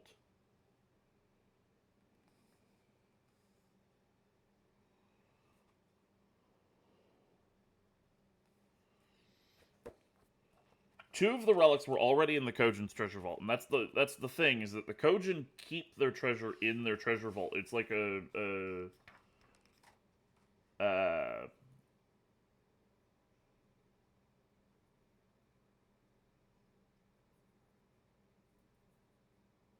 it's a cultural thing for the Kojin to have their treasure in their vault. It helps them show their prosperity as a tribe. And that's why the whole Kojin Beast Tribe questline revolves around gathering treasures for their vault. So the Red Kojin were taking the relics that they had into their vault. They didn't take it.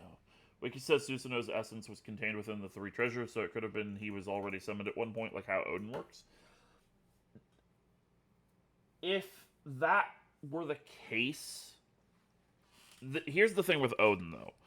Odin works the way that Odin works because Odin, the faith in Odin is weird. Like Odin's a whole fucking can of beans, or not a can of beans, can of worms, and a lot of the info regarding Odin is related to the Baldasian arsenal. I think it's Eureka related. I know that. I think that's the right name for the place.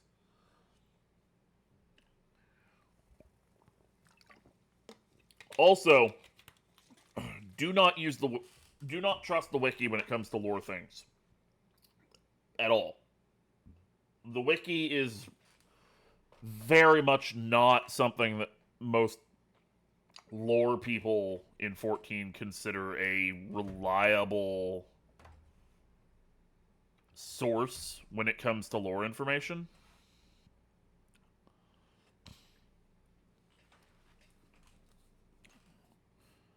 Um,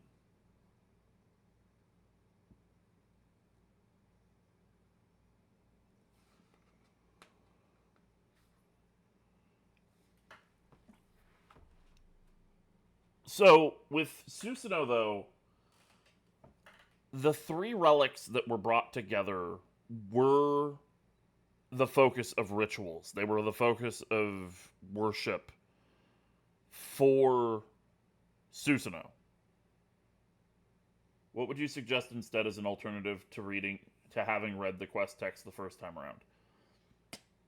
Well, okay, I will say that when it comes to reading like the quest text, that's fine. That part I do go to the wiki for is for reading quest text, but one, when it comes to dealing with the quest text, remember that quest text is in universe. Like that's in character perspective stuff. It isn't always a reliable source for hard information, especially if it's from somebody who isn't an in-universe expert on their topic. Like if Y'shtola says something, yeah, you could probably trust that Y'shtola knows what she's talking about. But when it comes to researching lore otherwise, though, I do heavily recommend going to Merc's Menagerie first. Merc's Menagerie, since he does a really good job of compiling their a lot of 14's lore information, as well as a lot of like developer interviews and other word of God sources. And so that's usually our first go to when we're trying to research lore stuff.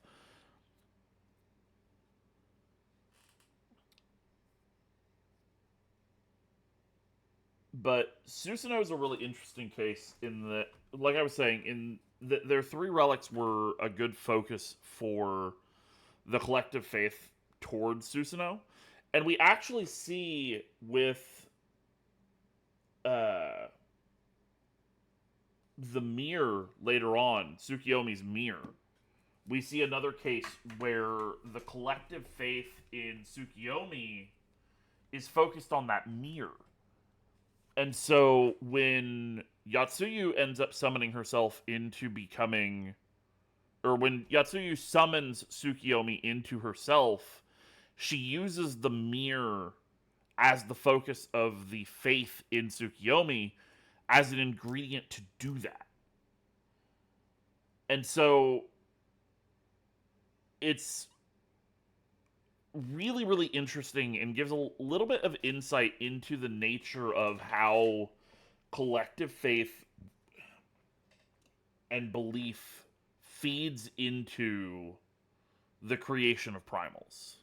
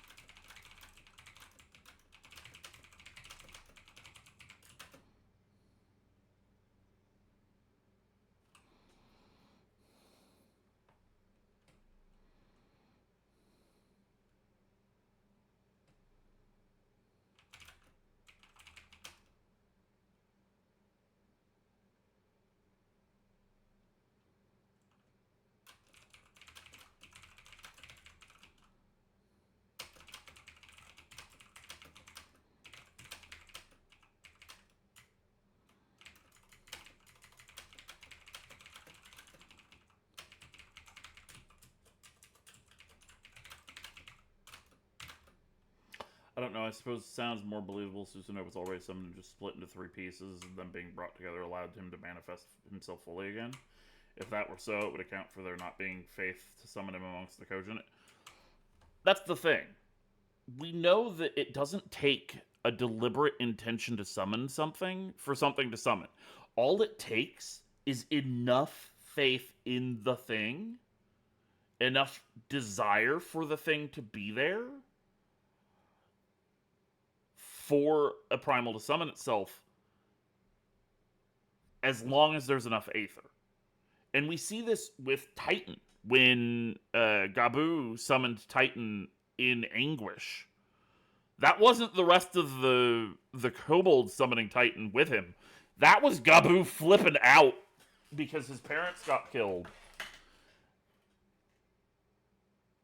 And his tantrum triggering primal manifesting. And you can see it in the way that Titan acted during the fight. That was not a normal Titan. You also see it with I had another example. What the fuck was it?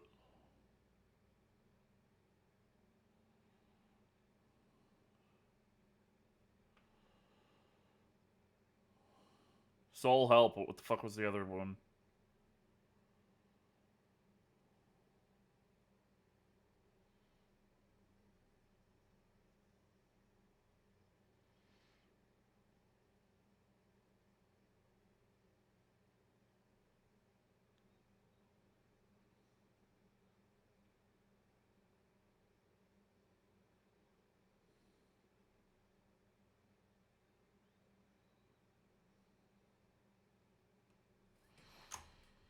I can't think of it. I had it. I went into that Gabu talk knowing exactly which one I was about to say next, and it's just gone.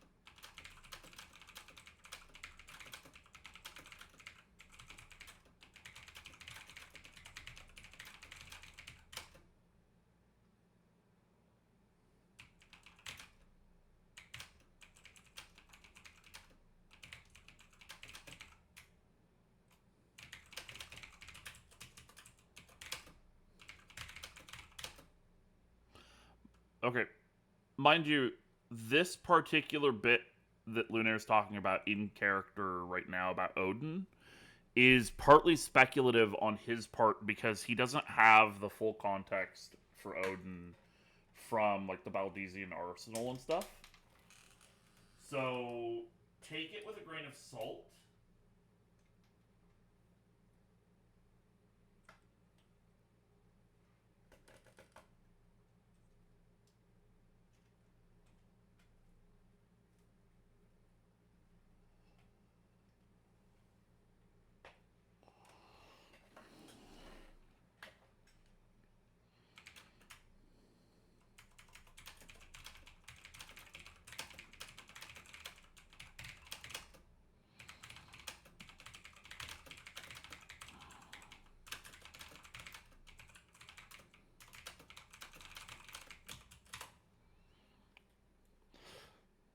Except we do see another case of faith focused in a relic.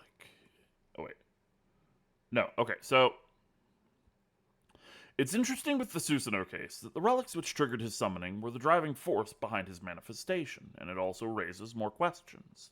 For example, if those three relics were able to trigger his manifestation just by being brought together, does that mean that faith in and of itself is tangible? And raises the further question, concerns, and it raises a number of further concerns and questions, like why don't we see other such cases elsewhere? Except we do see another case of faith focused in a relic in the form of Odin. As has been advised by the Wood Whalers, Odin, the primal which stalks the 12 wood, is another case of a primal focused in an object. In this case, its sword.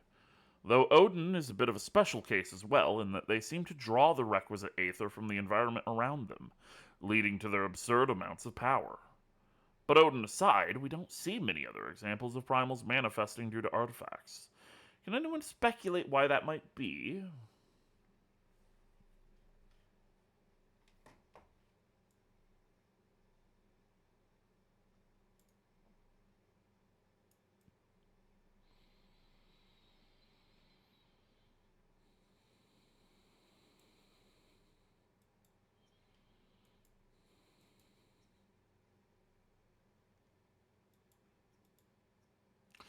Either a lack of idol worshipping, or either Myrtle Brisley says either a lack of idol worship or the items purported to be the vessel are destroyed during the summoning, leading to a lack of a persistent, tangible anchor.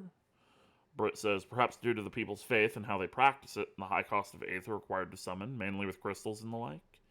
KL says, I mean, I assume artifacts only can hold up so much aether.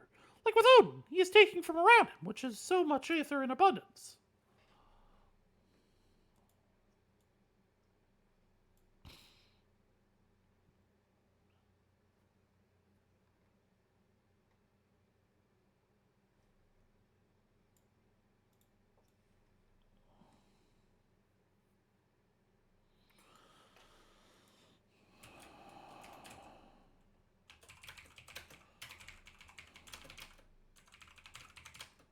that goddamn Minnie Mouse voice.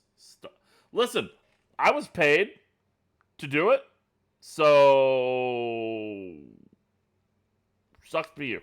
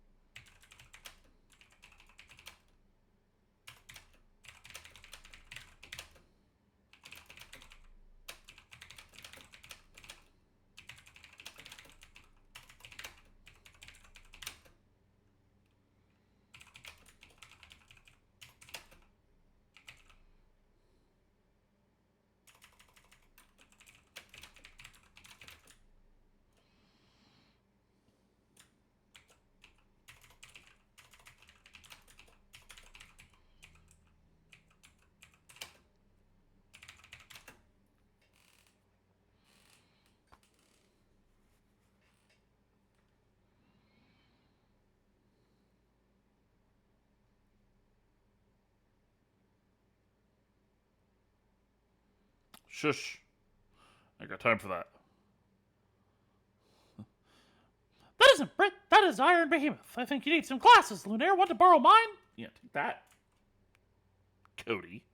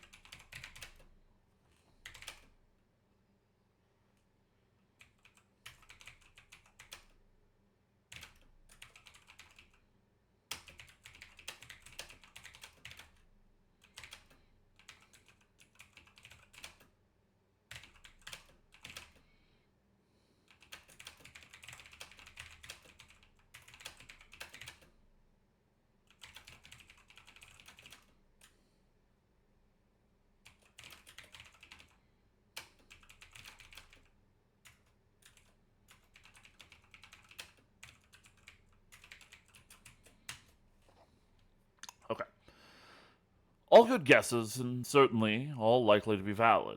But I think the crux of the matter is what Britt suggested. It likely comes down to how the faith is directed and practiced. In the Far East, there's a direct belief that spirits and gods occupy vessels, like the relics, and so the faith in them is focused on those objects, like Susado's trio of relics, or indeed Tsukiyomi's mirror. Meanwhile, faith in the rest of the star is far less often focused on objects, and rather on the figure themselves, meaning that less objects are so imbued with faith, but we still see it in other ways. For example, the Orthodoxy in Ishgard focused its faith on the Archbishop's post, and, as I mentioned earlier, that led to the manifestation of King Thordan during the Heavensward incident.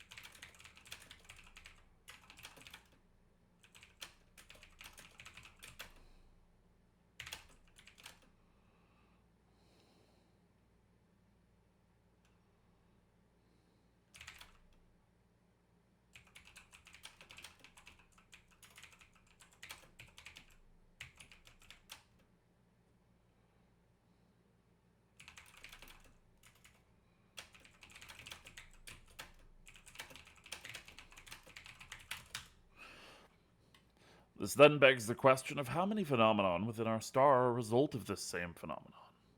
Auspices in the Far East, for example, perhaps the Tiral Vidral of the New World, or even more obscure and abstract phenomenon may be a result of it. It's hard to say, really. So, that actually is the next thing that I want to touch on, which is that if we assume that auspices, kami, and that sort of thing in the Far East are in fact a result of the faith that the Far East has in spirits and whatnot occupying objects for the kami, and that belief that animals can grow in power as they get older and older and can age to thousands of years old, that gives rise to the auspices. If we are to take that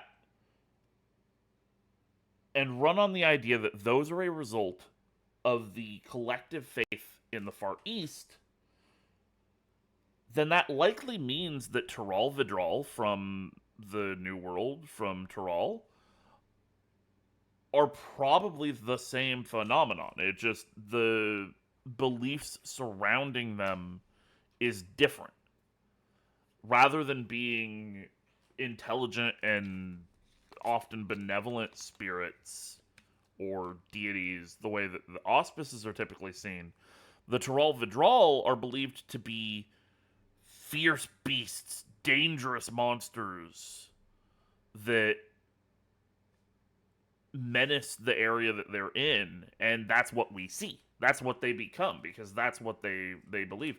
And we know that the collective faith in a thing can directly influence it, not just because of the Archbishop with King Thordan, but also because of what the 12 themselves say to it. Specifically, Menfina talks about after you do her fight, after you do that first batch of fights, or no, it's the second batch of fights, for the Myths of the Realm saga, Menfina says that her dog wasn't originally summoned with her when she was created by Hydaelyn. The wolf was created because of the collective faith of the people of Eorzea in the 12, and that they believe that she has a dog, so now she has a dog. That's just how it works. So we see that it can have an influence on already existent creations.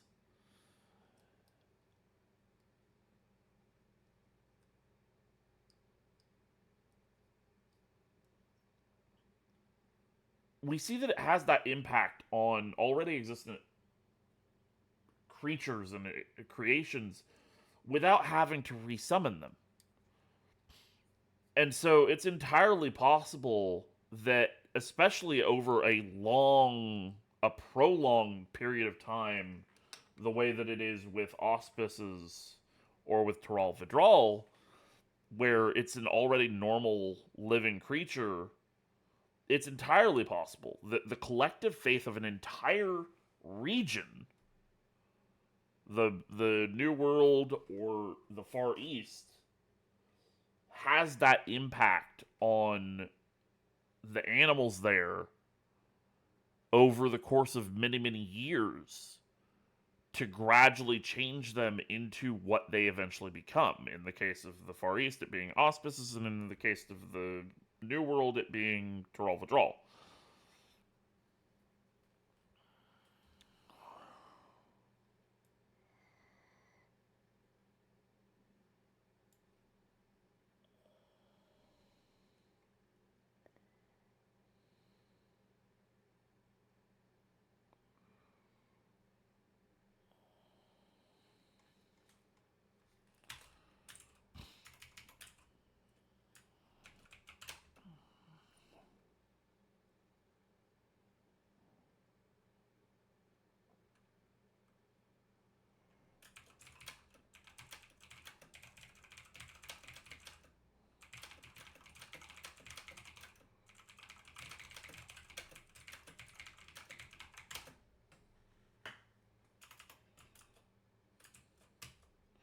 Now, I'll take this opportunity to let you all ask what you wish regarding the topics I've covered today.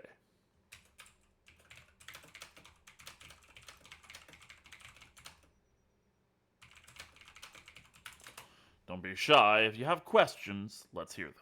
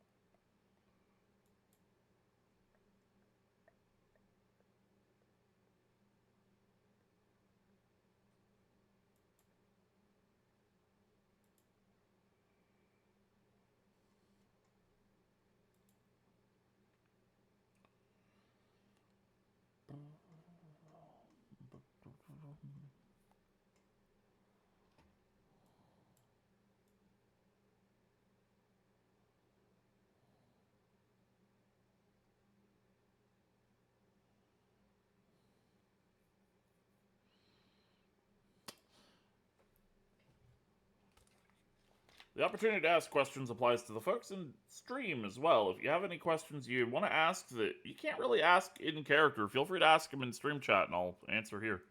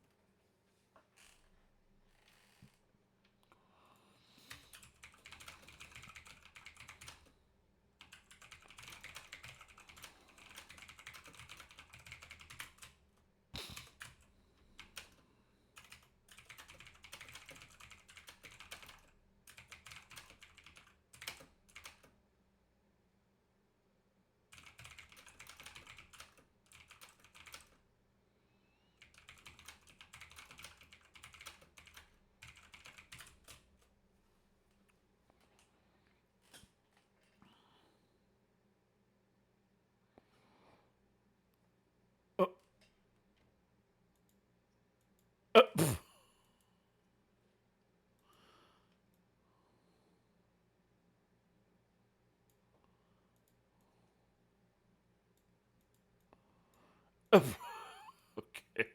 Seems like there was a bit of a coincidence in the audience.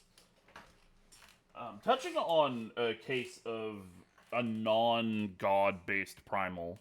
Um, Interesting case, and I remember now that this was the other primal I was going to talk about earlier. Uh, Enkidu. Going back to Enkidu. Um,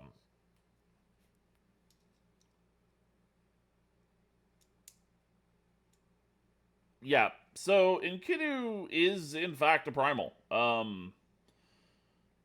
The not the chicken, the one that you fight with Gilgamesh in the battle on the big bridge. That Enkidu is a primal. It is a result of Gilgamesh longing for his companion Enkidu so hard that it manifests a primal when there was enough crystal present. And it also goes to show that faith, not only can faith be tangible in the sense that it can infuse objects, it also goes to show that, like with the case with Gabu and Titan, one person one person with enough emotion and desire can be enough to summon a full-blown primal. Is it faith or desire at that point? Doesn't matter. Because ultimately, while I've been talking about it as faith or desire, ultimately what it comes down to is, and I'm not going. I will say that I'm not going to call it intent in the sense that it is intentional, but I will classify it as intent in the sense that it is a clear mental image of what they're wanting to appear. But it all boils down to intent. And that's why I say that familiars like carbuncles or fairies are not that different from a primal. At the end of the day, they are a result of aether and very clear intent. Primals are just harder to do by one person because of how much focus it takes to make a primal. And it becomes even more difficult to make a primal by the individual if you're also competing with all of the other people who have an image of that primal and faith in that primal. I think it's like will, subconscious or conscious will. It's all the same thing. It all comes down to they want it to be a thing bad enough that it becomes a thing. And that's where it all ends up boiling down, is they are a result of a mental image and aether.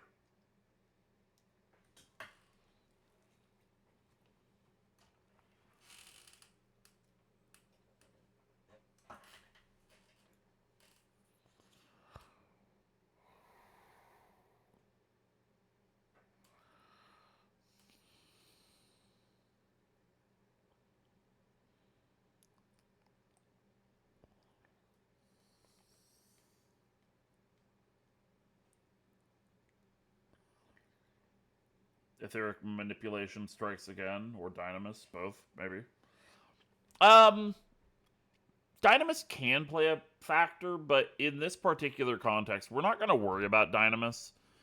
Most of the time when Dynamis comes into play, you mostly just have to worry about it as being effectively a boost to Aether without using Aether.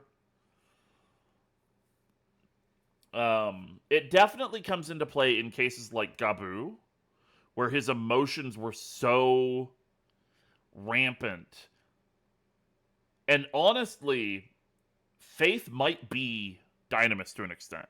Like that is a potential explanation that we have considered, and it's one of the reasons that well, the idea that faith might be a result of dynamis, yeah, recharged emotions, yeah. The idea that faith might be dynamis especially comes into play when we start to consider the whole relics thing I was talking about with Susanoo and Tsukiyomi, in that it would explain why it's quantifiable, why it can infuse an object if we assume that that infusion is a result of dynamis mingling with that faith, with that worship, and infusing that object with the idea.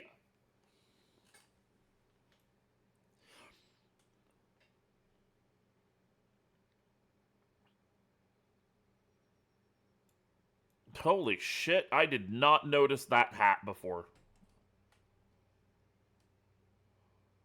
It is the whole Asamon hat. That is a lot of hat. It's a fantastic hat.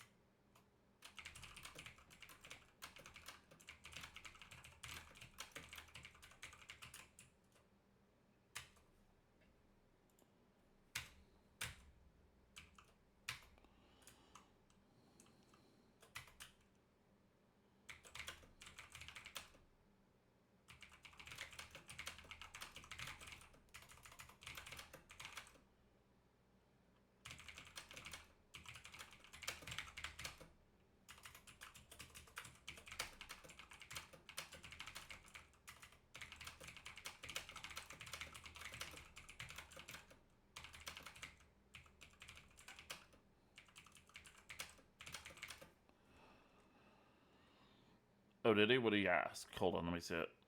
Let me find it. Ah.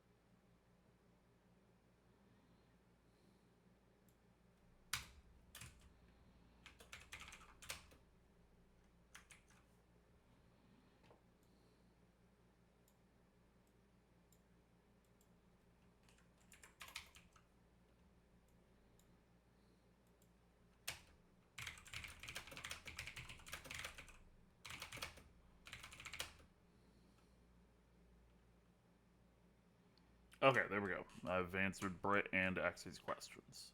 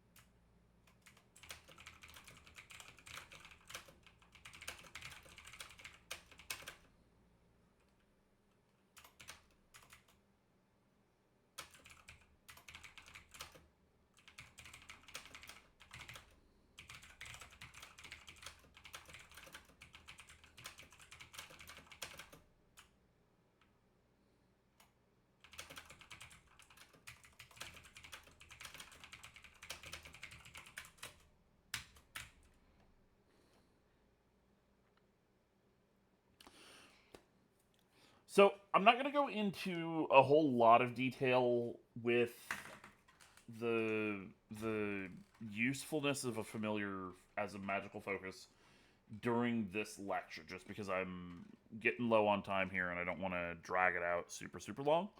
But I will say that there are a lot of really interesting use cases for familiars that do not fall into the norm. And this further kind of reinforces the idea that a familiar like a fairy or a carbuncle is functionally no different than a primal beyond just scope and scale. And that's that the biggest example of this is Trances. And I'm sure that Mirren's been waiting for me to get to this all this time. But anyone who has played Summoner knows that the whole crux of Summoner as a profession in game is focused around channeling the essence of a primal.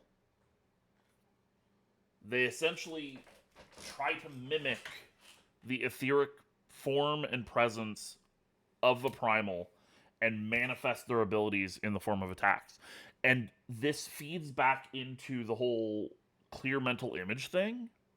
The reason a summoner is able to bring so much more power to bear is because they have experienced the power of a primal, the awe-inspiring, terror-inducing strength of a deity in battle. And so it gives them a much clearer mental image as compared to a carbuncle, which is not terribly intimidating. I'm sorry, they're not. Even when you give them a knife. I'm sorry, love. It's true. But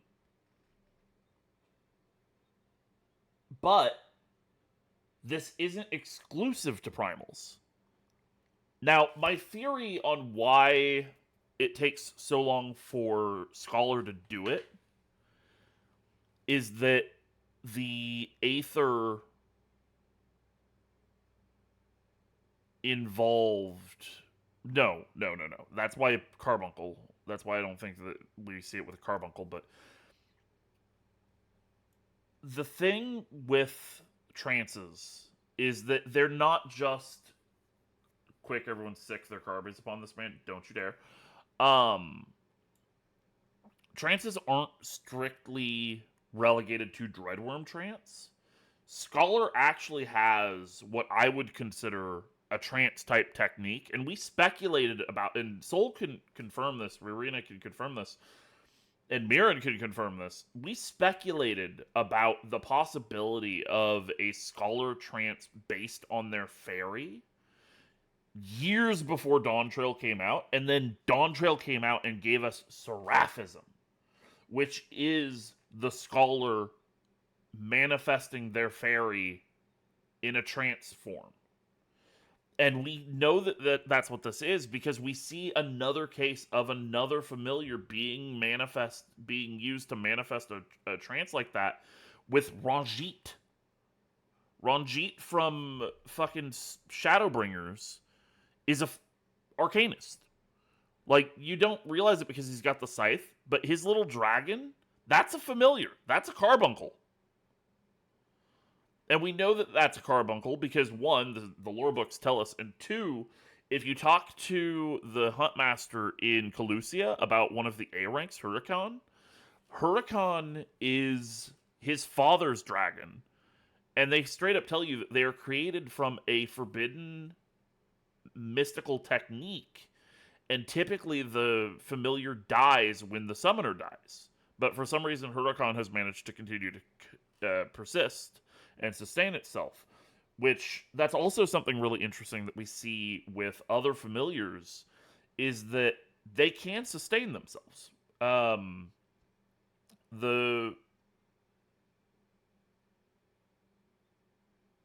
fairy from Aloe Aloe Island,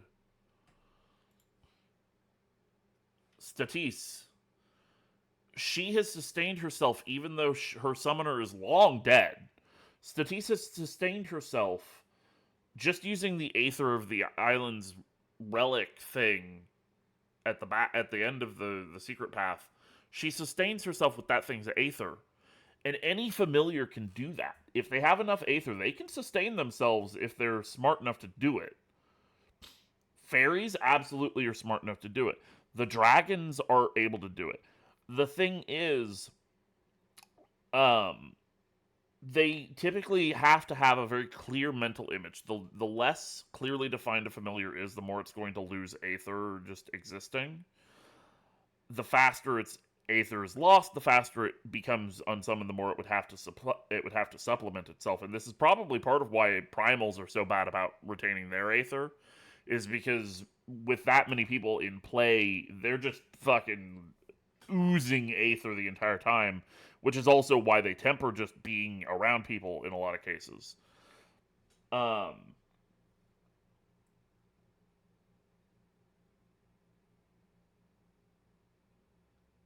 But Ranjit, during his second fight, during the fight with Thancred, and then during the fight in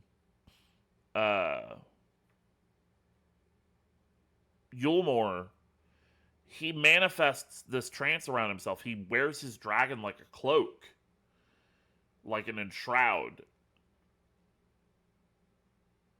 And it's only possible because it is his familiar. And so Seraphism is that same technique, just using the fairy instead of a dragon. And we can infer that it is based on the same technique as the Dreadworm trance, and it works with the fairies and with primals because they are so significantly different from the summoner, and this is likely why it isn't showing up anywhere with carbuncles, although I won't be surprised if it does down the line. It's possible that carbuncles are just too similar etherically to the summoner for them to really manifest a trance based on them because there's nothing to mimic etherically when the carbuncle's already your own aether. The fairies are made based on the Nimian's design. The soul crystal is where the fairy is taking form from. So the fairy isn't something that the scholar of today makes themselves. It's something that they're inheriting from the past, and so have a much different image as opposed to the carbuncle that they have made themselves. Primals are another case where it is not something that the summoner has made themselves. It's something completely different. So they have a much different image. It's all very, very interesting. And like I said, I'll go into that more during the next Arcanima class. But for now,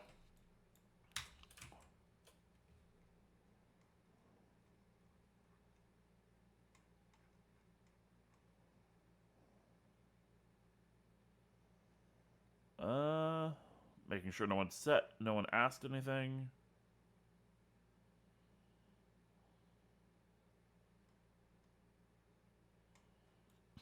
Okay.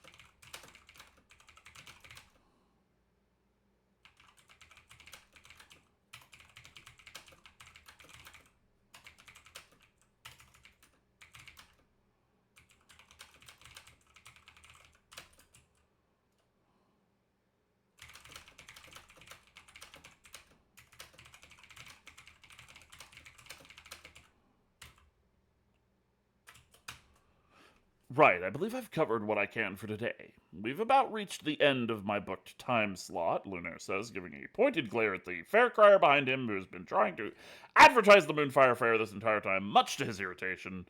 But if any of you have any lingering questions, let's hear them.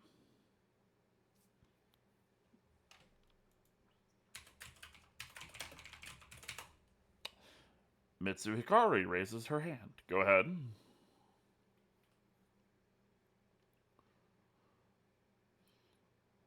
While we wait for them to type up their question, for those of you who have tuned in, thank you for tuning in. We will be wrapping up here shortly, but for those of you who have enjoyed this lore class, I do have 2 other VODs from the previous lore classes that you're all welcome to go browse. I make sure to separate those out from whatever else I might be streaming on a given day, and this will be the only thing I streamed today, as far as I know, anyway. But if you've been enjoying the content, or you want to see more of what I stream outside of the lore stuff, be sure to consider checking out the link to my streaming Discord, which that is available here on Twitch under my contacts at the bottom. It also comes up every once in a while from the bot. I'm pretty sure. I don't know when it did it the last time, though, this time. Actually, come to think of it, it doesn't seem like it's done it at all today during this stream, which is kind of surprising. Should have by now. Oh well. But if you're enjoying the lore content or the roleplay content, be sure to consider checking out the Ocean's Refuge roleplay community, which is the roleplay community that I admin for along with Naya, Nanao, Mirren over there. Mirren has been advertising that, offering the card in the in-game chat a fair bit. Pretty sure Naya would... No, Naya got catnapped. That's right. That's why Naya hasn't said anything. Mirren, feel free to post the card in the Twitch chat too, by the way.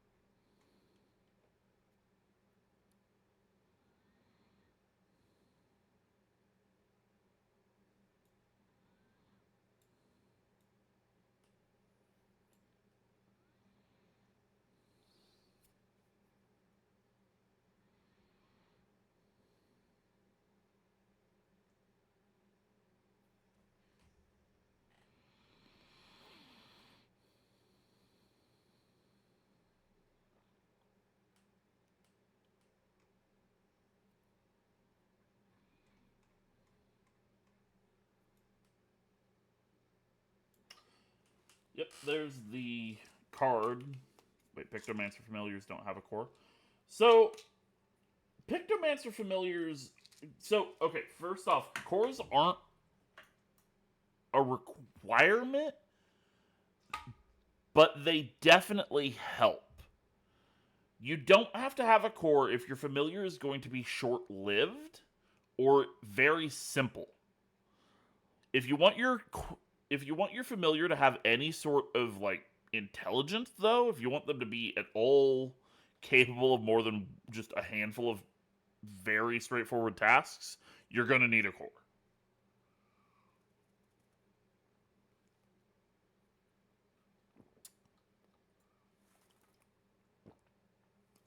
Well, a core or an absurdly clear mental image. The case from the Pictomancer quest line is explicitly abnormal. Like they straight up say that the Pictomancer that made that familiar is very much not the norm. They're very much exceptional.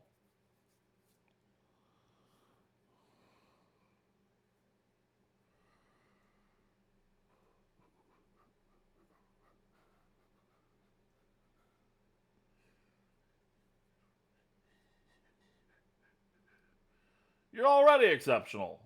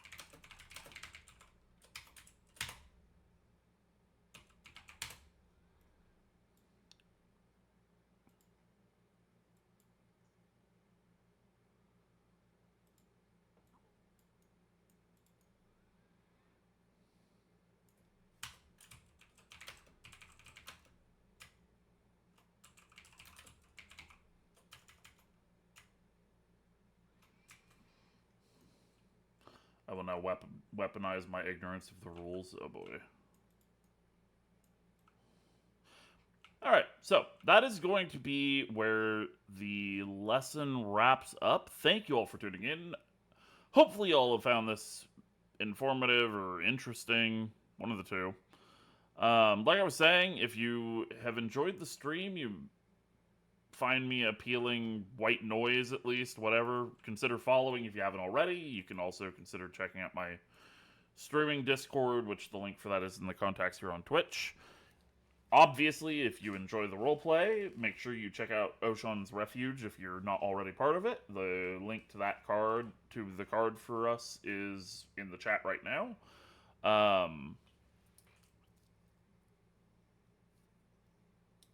I don't plan to stream anything else tonight, so that'll be where this stream wraps up.